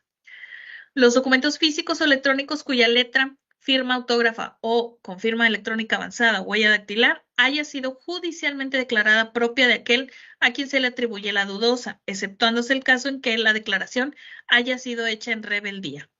El escrito impugnado en la parte en que reconozca la letra como suya aquella parte a quien le perjudique. Por último, firmas o huellas digitales puestas en actuaciones judiciales en presencia de la persona secretaria judicial, auxiliar o judicial de la autoridad jurisdiccional por la parte cuya firma, letra o huella dactilar se trata de comprobar y las puestas ante cualquier otra persona funcionaria revestida de fe pública. Con esto terminamos ya el apartadito inherente a la prueba documental física y electrónica y vamos a pasar a continuación a hablar de la inspección o reconocimiento judicial. Esta está comprendida en los artículos del 332 hasta el 333, son 2 artículos solamente. Y en ella empezamos primero con mencionar qué tenemos por la prueba de inspección o reconocimiento judicial. Bueno, aquí citando a este autor López Yagüez, dice que es aquella dirigida a lograr del juez o tribunal el examen directo de lugares, objetos o personas cuando dicha percepción resulte necesaria o conveniente a los efectos del esclarecimiento de los hechos objeto del proceso. Y empezamos ya con lo que nos marca el Código de Procedimiento Civil, Nacional de Procedimientos Civiles y Familiares. Dice que cuando se va a ofrecer esta prueba de inspección, se debe señalar e identificar los puntos sobre los que debe versar y puede verificarse respecto de lugares, bienes muebles e inmuebles, información publicada y de libre acceso en Internet o personas y que no requieren de conocimientos técnicos especializados, debiendo indicar con toda precisión la materia u objeto de la prueba y su relación con algún punto del debate sin cuyos requisitos no se admitirá. Aquí llama la atención este último agregado que se hace por el legislador respecto a que también puede consistir el objeto de la prueba de inspección en aquella información publicada y de libre acceso en Internet o personas, porque en tiempos recientes me imagino que a todos ya les habrá tocado en alguna ocasión. La herramienta del Internet la utilizamos cotidianamente todo el día, todos los días, e incluso ya también forma parte de muchas de nuestras herramientas de trabajo en las diferentes instituciones de impartición de justicia. Entonces, por eso creo que es bien importante este agregado que hizo el legislador, porque da a ver que efectivamente el Internet es un hecho que está ahí, que puede ser consultado, puede ser apreciado a través de los sentidos. Entonces, ¿qué mejor a través de la prueba de inspección judicial para poder que sirva esta para coadyuvar muchas veces en corroborar pruebas electrónicas que antes era complicado el perfeccionarlas? Entonces, por eso ahora a través de la inspección judicial se abre esta puerta para que sirvan estas pruebas también para efecto perfeccionar otro tipo de prueba electrónica y que a lo mejor ya no sea necesario el adminicularla con alguna pericial en informática. Entonces, por esa razón creo que es importante el mencionarlo. Podemos comprender dentro de la inspección, así en los términos que se habla, no solo páginas de Internet como tal, sino también, por ejemplo, la inspección de correos electrónicos, porque al final de cuentas, los servidores donde están almacenados y que sirven para el envío, elaboración y remisión de correos electrónicos, pues son páginas de Internet. Entonces, en ese sentido, también podía considerarse como objeto de una posible prueba de inspección judicial. sobre todo si aquí habla y destaca que sean de libre acceso. Hay muchas de libre acceso, sí, a lo mejor los correos electrónicos no son de libre acceso porque requieren el usuario y contraseña. Sin embargo, cuando la persona interesada es la que desea que sea inspeccionado su correo y está de acuerdo en proporcionar el usuario y contraseña, solamente basta que le diga a la autoridad que se trata de información confidencial y que se le dé ese tratamiento para efecto de que al momento de desahogar la inspección judicial en el local del juzgado, se tomen las medidas pertinentes para que permanezca confidencial esa información, pero que de cualquier manera se lleve a cabo y se pueda materializar la prueba. Entonces, para mí eso es una de las novedades más importantes y que va a abrir mucho la puerta para que podamos tener distintas situaciones que puedan encuadrar dentro de la inspección judicial.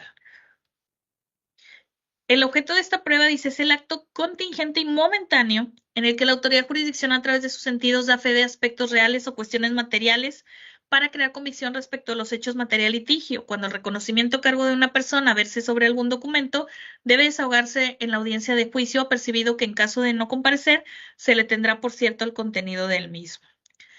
Marca también el legislador las reglas de cómo se va a llevar a cabo la inspección o reconocimiento judicial. Dicen, primero, se va a desahogar en la audiencia de juicio, evidentemente, o según las circunstancias, o bien antes o después de la misma en cualquier diligencia, con día de diferencia máximo, a efecto de no afectar el principio de continuidad y concentración de la información que arroje. Esta es una característica muy particular. ¿Por qué? Porque marca el hecho de que no afectemos tanto el principio de continuidad y concentración para dar ventaja a una u otra parte por el hecho de que se haya desahogado previamente la inspección, pero con muchos días de anticipación. Entonces, para efecto de no afectarlo, nos marca aquí que debe ser programada un día antes, un día de diferencia máximo, ya sea un día antes o un día después, no más. Entonces, incluso vamos a ver el caso en el que incluso se maneja el supuesto en el que una vez iniciada la audiencia de juicio, el personal del juzgado se puede incluso trasladar en ese momento al lugar para llevar a cabo una inspección judicial y regresar para continuar la audiencia de juicio. Lo vamos a ver ahorita en un momentito más. Dice, por ejemplo, en el caso de haberse solicitado la elaboración de planos o toma de fotografías, estas deberán desahogarse necesariamente en audiencia de juicio por la parte interesada. Las partes, peritos o testigos pueden estar presentes en la inspección judicial, dejando razón de su asistencia. La autoridad jurisdiccional deberá estar presente sin poder delegar su presencia con el personal necesario para el desarrollo de la audiencia. En caso contrario, resultará nula la diligencia de pleno derecho. ¿Qué quiere decir? Que el juzgador tiene que estar ahí. De recibirse la inspección judicial en audiencia de juicio, la autoridad jurisdiccional decidirá el momento procesal para decretar el receso respectivo, definiendo las condiciones, tiempos, apercibimientos y demás medidas que considere pertinentes para llevar a cabo el desahogo y regresar a la sala de audiencia respectiva para la continuación de la audiencia, si fuera el caso. Lo que les comentaba, buscamos que haya este principio de continuidad y de concentración y por lo tanto nos dice máximo la puedes fijar un día antes o un día después. Esta es una de las cosas más relevantes en esta reforma al código, en este nuevo Código Nacional de Procedimientos Civiles y Familiares y que destaca por encima de cualquier otra. Con este fin, la audiencia iniciará en la sala de audiencias de la autoridad jurisdiccional respectiva, en la que después de cumplir con las demás formalidades de la misma, se decretará el receso para trasladarse al lugar de la inspección y posteriormente, al regreso, continuar con la audiencia respectiva de poderse celebrar el mismo día. En caso contrario, se puede señalar nuevo día y hora para su continuación. Pero aquí vemos entonces que si para efectos de la inspección no puedo señalar más que al día siguiente, pues entonces implica que a lo mejor la continuación tiene que ser al otro día. Aquí va a tener que haber mucha maniobra de parte de los juzgadores. En lo personal me tocan asuntos muy complicados que suelen tener muchas pruebas, peritos, testigos, confesionales, eh, también testigos vía ratificaciones, etcétera, etcétera. Entonces suelen ser muy largas las audiencias. Vamos a tener que tomar eso en consideración a lo mejor para un momento dado, para aplicar adecuadamente este código, pues marcar 2, 3 días para una sola diligencia cuando tenga este cúmulo de actuaciones y más cuando tenga las inspecciones, porque si no logramos terminarla en un solo día, que podamos garantizar el reanudarla al día siguiente. En caso de no presentarse a la audiencia o diligencia a la parte interesada, la prueba dejará de recibirse, es decir, esto va a estar siempre sujeto a que esté la parte oferente. En la actualidad no se marca esta distinción y como no hay una disposición expresa, pues no puede la autoridad, nada más por el hecho de no haber ido la parte interesada, el declarar la deserción de la prueba, sino que pues lo que hace la autoridad es pues la desahogo con quien esté y si no hay nadie y a mí me genera algún impedimento o alguna complejidad el desahogarla sola, pues bueno, siento eso en el acta y pues se dice que pues no se desahogó por causas imputables a la parte oferente, pero no había esta disposición, ahora sí la hay. Entonces, ¿qué quiere decir? Que cada parte que ofrezca la prueba debe estar muy al pendiente. Durante el desahogo de la inspección, las partes testigos o peritos, según el caso, pueden realizar las observaciones que estimen pertinentes, debiendo la autoridad resolver en el acto lo que en derecho proceda, y la inspección será videograbada en su totalidad sin incluir el traslado de las personas, adicionándose en su caso planos, fotografías respectivas. De no ser posible, se hará constar en cualquier medio a juicio de la autoridad jurisdiccional. Se refiere de no ser posible la videograbación, se va a hacer constar por cualquier medio a juicio de la autoridad jurisdiccional. Sin embargo, al menos nosotros en la práctica ya las inspecciones ya se desahogan videograbadas, entonces pues creo que no habrá tanto problema al respecto. Ya por último, antes de cerrar la exposición para pasar a la etapa de preguntas, preguntas y respuestas, pasamos a la prueba de informes.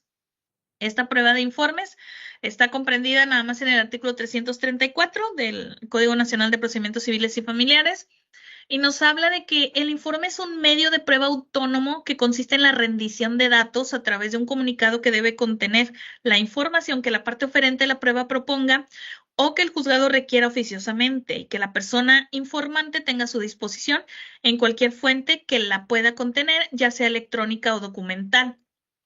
¿Qué más nos dice este dispositivo? Dice que los informes que se soliciten deben versar sobre puntos claramente individualizados y referirse a hechos o actos que resulten de la documentación, archivo o registro de la persona informante. La contraparte puede formular las peticiones tendientes a que los informes sean completos y ajustados a los hechos a que han de referirse. Esta disposición, sin embargo, yo creo que sí falta algunos detalles que a lo mejor en la práctica se ha observado, como por ejemplo, ¿cuánto tiempo le vamos a dar a la persona o a la parte o a la institución o a la dependencia para que rinda el informe? Es una pregunta que por lo regular se utiliza la regla general de los 3 días. ¿Qué consecuencias hay si no la contesta en el plazo que se le ha marcado? Aplicarían, pues, por regla general, a lo mejor los medios de apremio, porque estos se aplican de forma genérica por la autoridad para hacer cumplir sus determinaciones. Pero ahora, ¿qué sucede si es una información que a lo mejor es complicada de obtener o se requiere que la dependencia busque en alguna otra lugar y se empiece a alargar? ¿Hasta qué momento pueden incorporarse esta información? Es una cuestión que yo he visto que en la práctica no está muy bien delimitada. Por lo general, se busca que sea antes de la audiencia de juicio que lleve la información. ¿Por qué? ¿Por qué? Porque por una regla de sentido común se puede considerar que es necesaria esta información a lo mejor para que las partes se impongan de estos informes y al momento de llevar a cabo la audiencia de juicio, ya sea interrogando a testigos o incluso llevando a cabo las declaraciones de partes, pues bueno, puedan utilizar incluso esta misma información para hacer cuestionamientos. Entonces, la lógica me indica que lo ideal es que estén integradas antes de la audiencia de juicio. Pero ¿qué pasa si no hay disposición que me exprese qué va a pasar si no está integrada? Pues bueno, pues a lo mejor ahí conforme a las reglas de la lógica y siguiendo los lineamientos que no dejan de ser aplicables al proceso civil o familiar incluso, que hablan acerca de pues también el principio dispositivo y la obligación de las partes de gestionar lo conducente a sus pruebas, pues se puede llegar a determinar por la autoridad pues una especie de preclusión del derecho de incorporar la prueba y pierde el derecho de incorporarla porque no se ocupó de observar y darle el seguimiento. Claro, esto partiendo de la base de que pues, la autoridad puso a disposición de la parte de forma inmediata y certera pues las herramientas necesarias para que se llevara a cabo adecuadamente la integración de la prueba. Cuando el mismo órgano jurisdiccional a veces se retarda en elaborar los oficios que son los que se remiten para la recabación de estas pruebas, pues bueno, ahí ya también habría que ponderar esa circunstancia, decir qué tanto fue responsabilidad de la parte interesada y qué tanto del tribunal. Pero es algo importante tener en consideración y pues por mi parte, en lo que hace a la exposición del día de hoy, ya sería todo el material.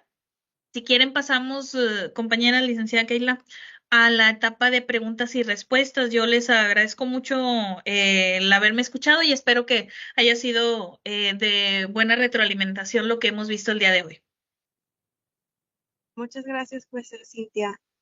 A usted. Pues le agradecemos su valiosa ponencia y a continuación, si me permite, damos apertura a la ronda de preguntas, reconociendo y agradeciendo también su disposición para responder las inquietudes del público. Como primera pregunta, exteriorizan que cuál es qué diferencia existe entre un elemento de prueba y un medio de prueba. Sí, mira, el elemento de prueba evidentemente se refiere propiamente, esta distinción es más evidente cuando se habla de pruebas electrónicas, porque la prueba electrónica muchas veces está constituida por los datos o los metadatos que están contenidos dentro del aparato, sistema celular, computadora. Estos son propiamente el medio de prueba, perdón, el elemento de prueba. Esa es la prueba en sí material. El medio de prueba se refiere a la forma en que se incorpora el procedimiento. ¿Cómo lo vas a incorporar? A través de un dispositivo USB donde lo extrajiste del aparato donde se encontraba, lo documentaste en ese dispositivo y lo aportas al juzgado, o lo vas a imprimir y lo vas a llevar en el medio de papel. Ese es el medio. Entonces, dependiendo del medio que utilices, es la forma en la que va a determinar la autoridad cuál es la más adecuada para el perfeccionamiento o el desahogo de materialización de esta prueba. Como lo veíamos de lo importante que son los momentos de la prueba para efecto de garantizar adecuadamente el derecho humano a la prueba de las partes, es importante la proposición y la materialización, es de los más importantes. Entonces, de esto va a depender del tipo de medio de prueba en que elija la parte aportar la prueba electrónica al proceso, va a depender de cómo se va a materializar. Si es en papel, bueno, a lo mejor eh, basta con su sola exhibición porque trae una firma electrónica que puede ser validada por cualquier herramienta tecnológica ya disponible por la autoridad, o se trata de una firma electrónica avanzada que por sí sola sabemos que ya tiene cierta validez porque está soportada o avalada por una institución como es la Secretaría de Administración Tributaria que valida las firmas electrónicas avanzadas. O en su defecto, se puede coadyuvar con una inspección judicial, como lo veíamos y lo mencionábamos, para llevar a cabo precisamente la inspección de la página donde se va a validar y autenticar ese documento. En cambio, si lo llevas a través de un dispositivo USB, bueno, vas a requerir equipo electrónico a lo mejor para su reproducción. Si estamos hablando, por ejemplo, que se trata de una videograbación, pues tienes que aportar como parte oferente, aportar los medios tecnológicos, llámese dispositivo, laptop, o incluso herramientas tendientes a la reproducción del dispositivo USB o de si lo tienes en un disco DVD, tienes que aportar las herramientas para que se reproduzcan y poder llevar a cabo la reproducción en una audiencia de juicio, también a modo de una especie de inspección judicial. No sé si con esto quedaría aclarado el punto. Por elemento de prueba nos referimos propiamente a los metadatos, a la información, a la prueba en el dispositivo en el que fue creada, originada y conservada. Y por medio de prueba nos referimos al medio a través del cual se incorpora el procedimiento. Muy bien, gracias, pues Cintia. La segunda pregunta que me parece es cómo demostrar que en un documento firmado digitalmente la cadena de carácter es válida. ¿Los juzgados tienen esa capacidad o a quién se les va a asignar la demostración de que es válida? Sí, es lo que comentaba hace un momento. Al menos en lo personal, la suscrita, como se los mencionaba incluso cuando me ha tocado en analizar asuntos acerca de el cobro de los servicios adeudados de inmuebles arrendados que me traen las facturas de servicios, lo hacemos nosotros de oficio. Sin embargo, pues creo que el Código Nacional de Procedimientos ya nos está dando la pauta, como lo veíamos ahorita, por ejemplo, de a lo mejor hacerlo de una manera que garantice el respeto irrestricto al derecho de la contraparte también para hacer las observaciones que estimen pertinentes sobre esta validación que la autoridad, yo lo puedo hacer en mi computadora, lo puede hacer el secretario en su computadora. E incluso a lo mejor pues podemos decir, bueno, levanta un acta donde se validó, pero creo yo que para garantizar de forma fehaciente el derecho a las partes de participar de esa integración de la prueba, lo ideal a lo mejor es que se vincule o se coadyuve con una especie de inspección judicial en la que se le solicite a la autoridad que en la fecha y hora que señale se introduzca a la página de internet tal que corresponda ya sea la del SAT para validar la información, o si se trata de una firma electrónica simple, pues la que sea del servidor o de la empresa encargada de la validación de esa firma en particular, para efecto de llevar a cabo el proceso que sería a través del secretario, el cual llevaría a cabo los pasos a seguir para introducirse a la página, ir a la herramienta, introducir los datos del documento que ha sido presentado aquí, de la cadena de los signos, los caracteres que forman la firma electrónica para efecto de validarla. Entonces, ya una vez hecho lo anterior, ahí se da el derecho a las partes de que hagan las observaciones, porque eso forma parte del desahogo de una prueba de inspección judicial, y quedaría integrada la prueba y ya quedaría documentado, videograbado incluso, que se hizo esa validación. Por eso es lo que comentaba yo, que abre la puerta a muchas posibilidades y es más activo ahora la participación de la autoridad, porque antes lo hacíamos, nosotros lo hacemos por ser hecho notorio y lo hacemos, pero acá nosotros en nuestra computadora, en nuestros equipos. Pero creo que lo más correcto es que se haga de esa manera, a través de una inspección en la que participen ambas partes contendientes y puedan hacer las observaciones que también consideren pertinentes. Muchas gracias. No sé si con esto ya quedó contestada. ¿Alguna otra pregunta, licenciada Keila? Sí, claro, dice, para la acreditación de la existencia de un documento que se diga posee la contraparte y no quiere exhibirlo, se deberán reunir algunos requisitos formales para su debido ofrecimiento y admisión.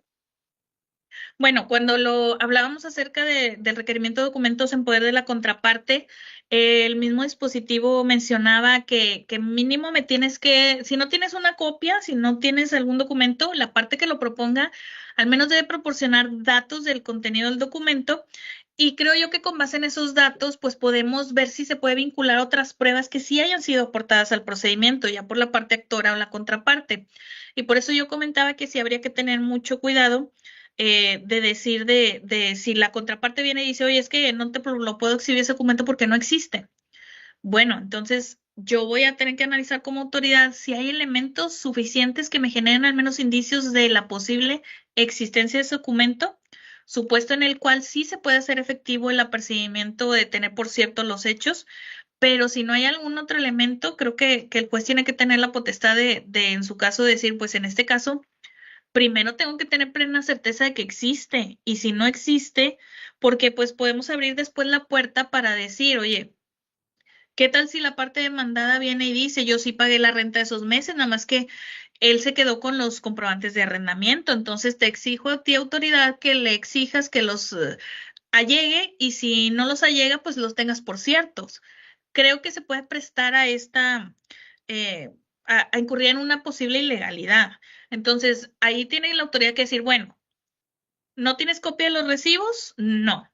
Ni en alguna prueba o dato que dé pauta para un indicio de que sí existen, como por ejemplo, mensajes de texto donde me digas, oye, ya te pagué, mira, mándame, ¿cuándo me mandas el comprobante?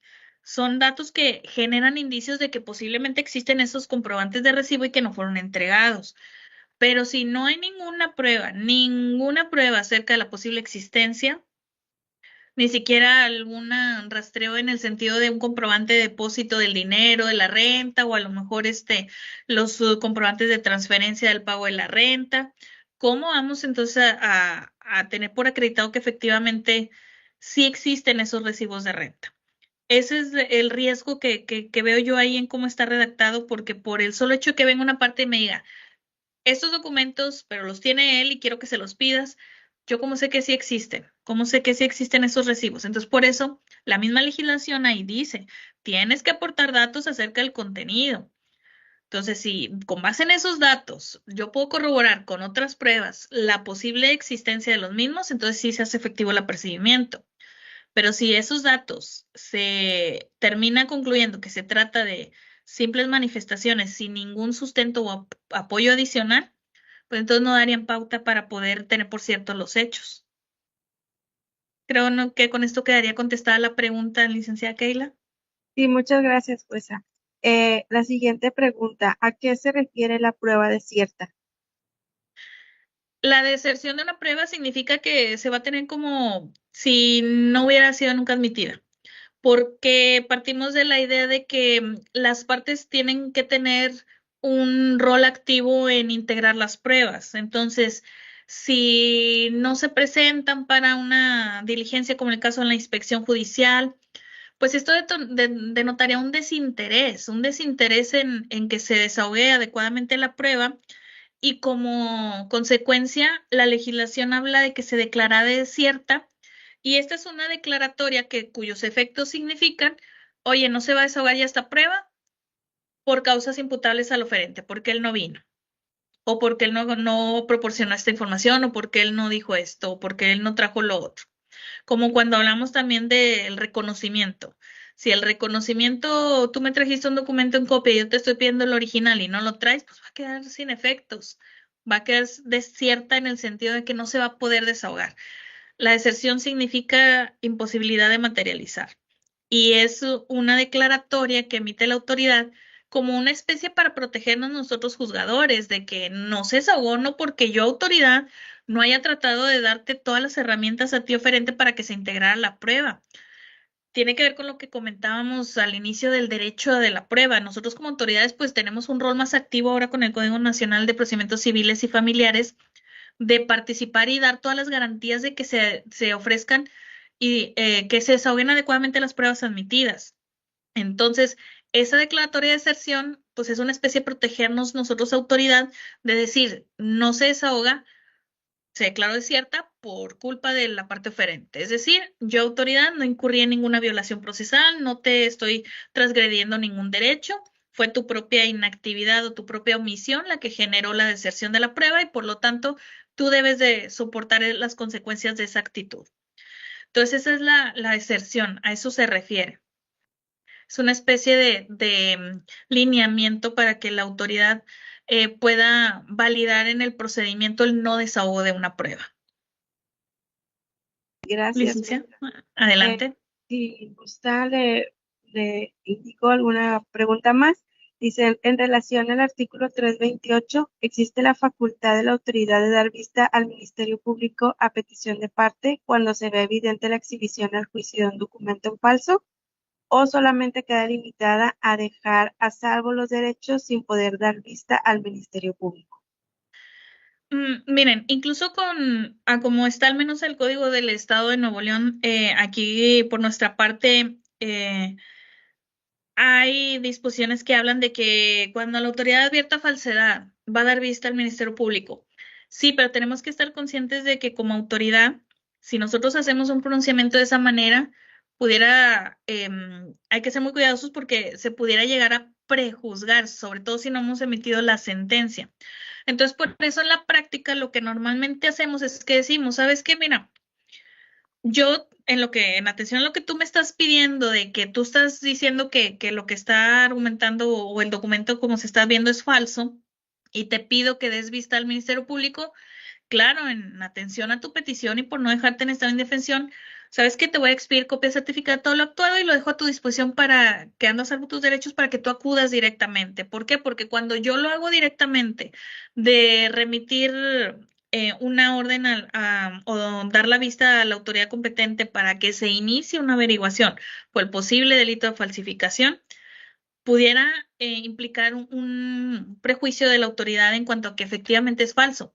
Y máxime que se puede llegar a contraponer con lo que ya habíamos comentado respecto a que la impugnación por falsedad solo da competencia a la autoridad para pronunciarse sobre la fuerza probatoria. De ahí que incluso nosotros no tendríamos atribución de determinar si hay o no falsedad, menos aún de pedirle al Ministerio Público que inicie una averiguación por el posible delito de falsedad, porque sería como que estuviéramos aceptando que sí hay falsedad, lo que no entra en la competencia de la autoridad, porque como ya lo delimité, la impugnación por falsedad solo da competencia a la autoridad para pronunciarse si tiene o no fuerza probatoria el documento.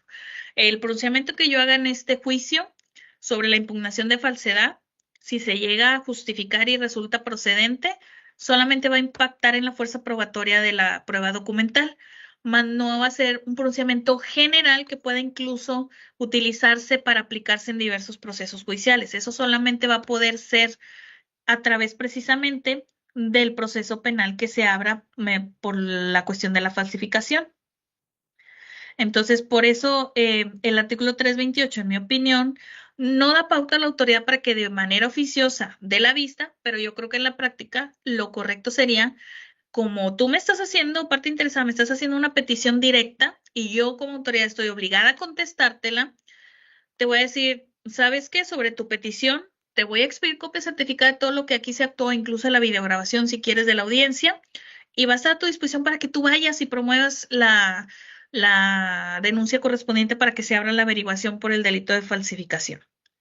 Entonces, creo que eso es lo correcto, al menos desde el punto de vista de tu servidora, de cómo interpretar o entender esa parte del artículo 328.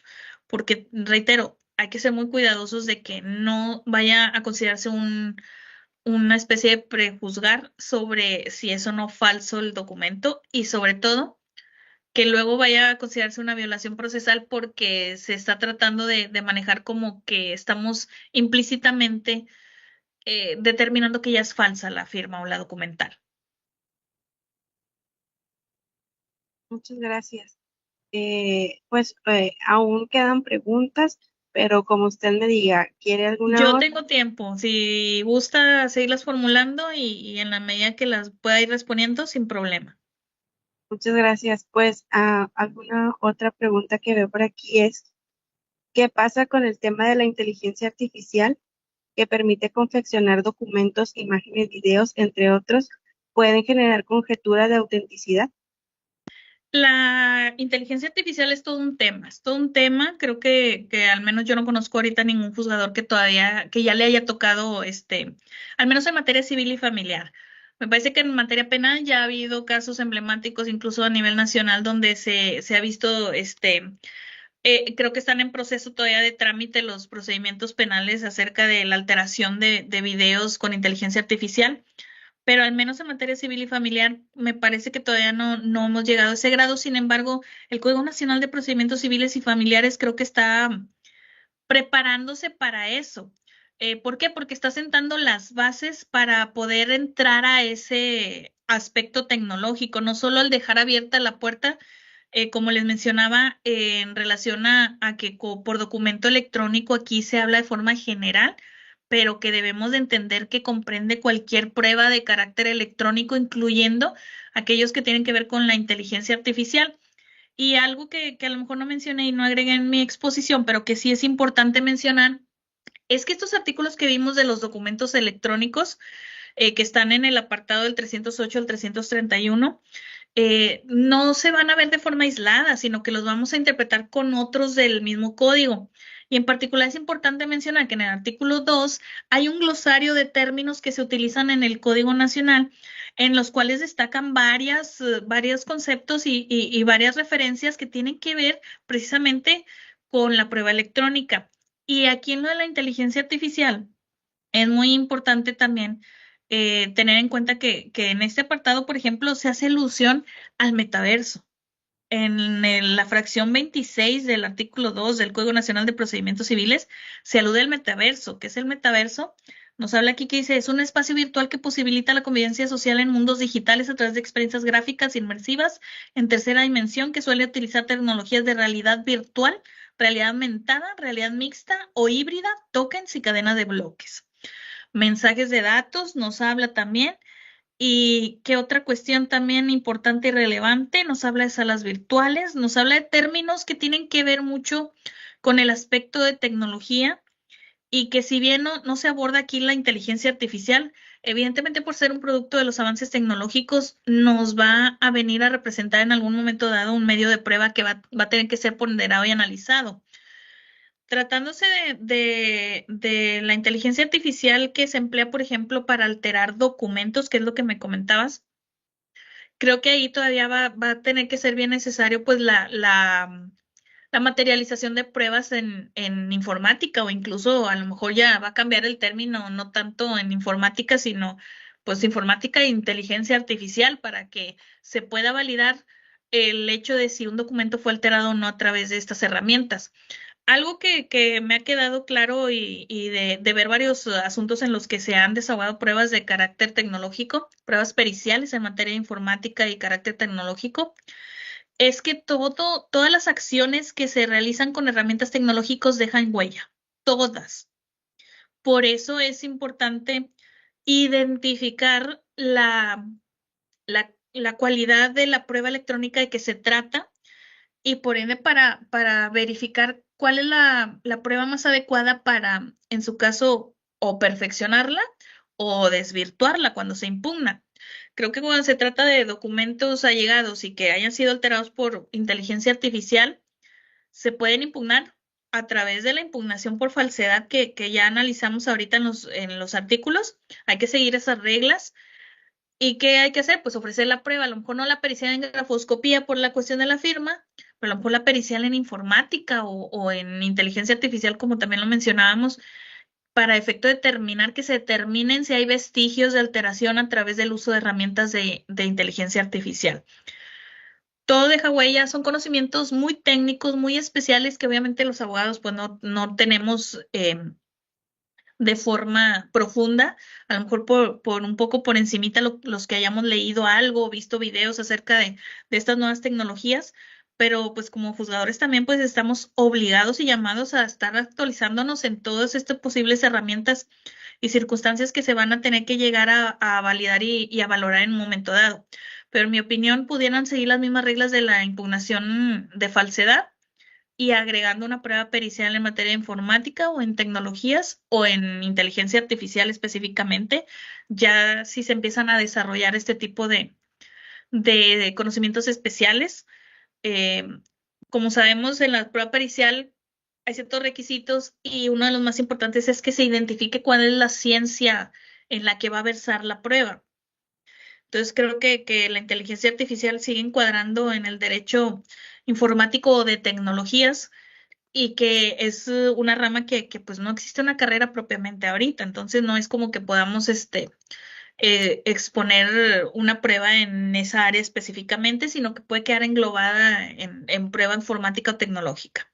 Entonces, haciendo valer la impugnación, ofreciendo la prueba pericial en esta materia, en esta rama, creo que ahí se puede llegar al conocimiento de si fue o no un documento alterado a través de inteligencia artificial.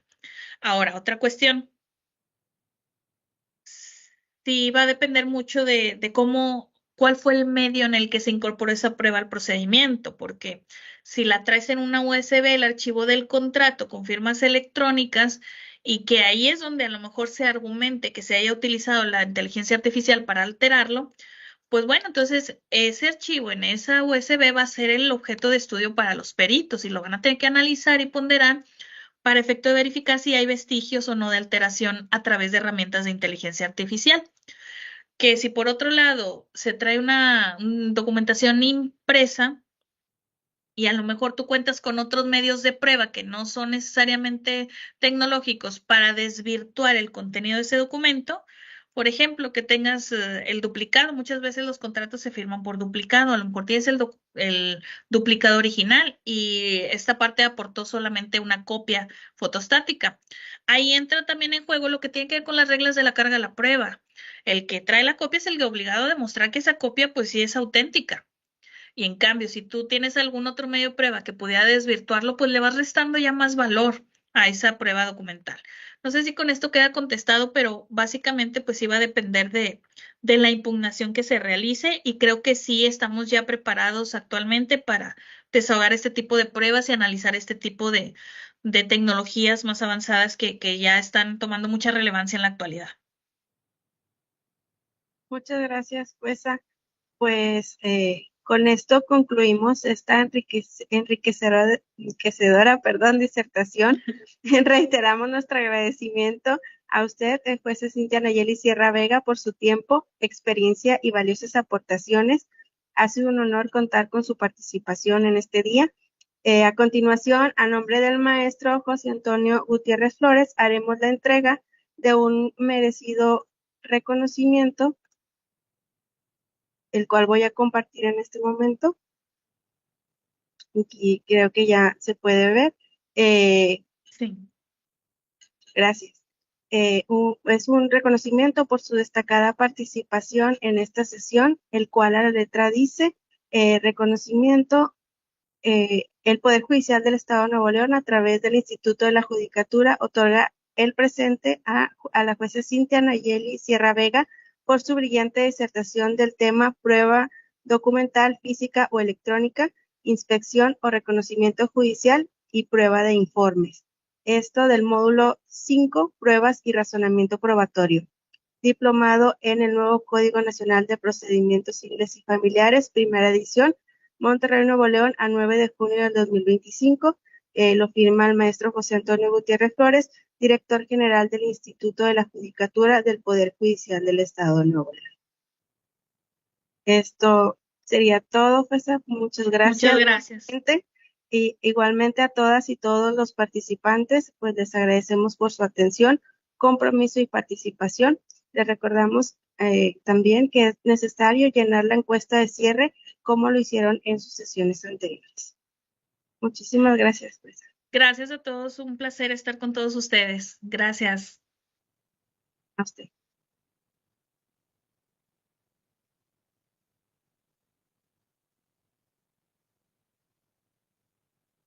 ¿Podrían cerrar ustedes?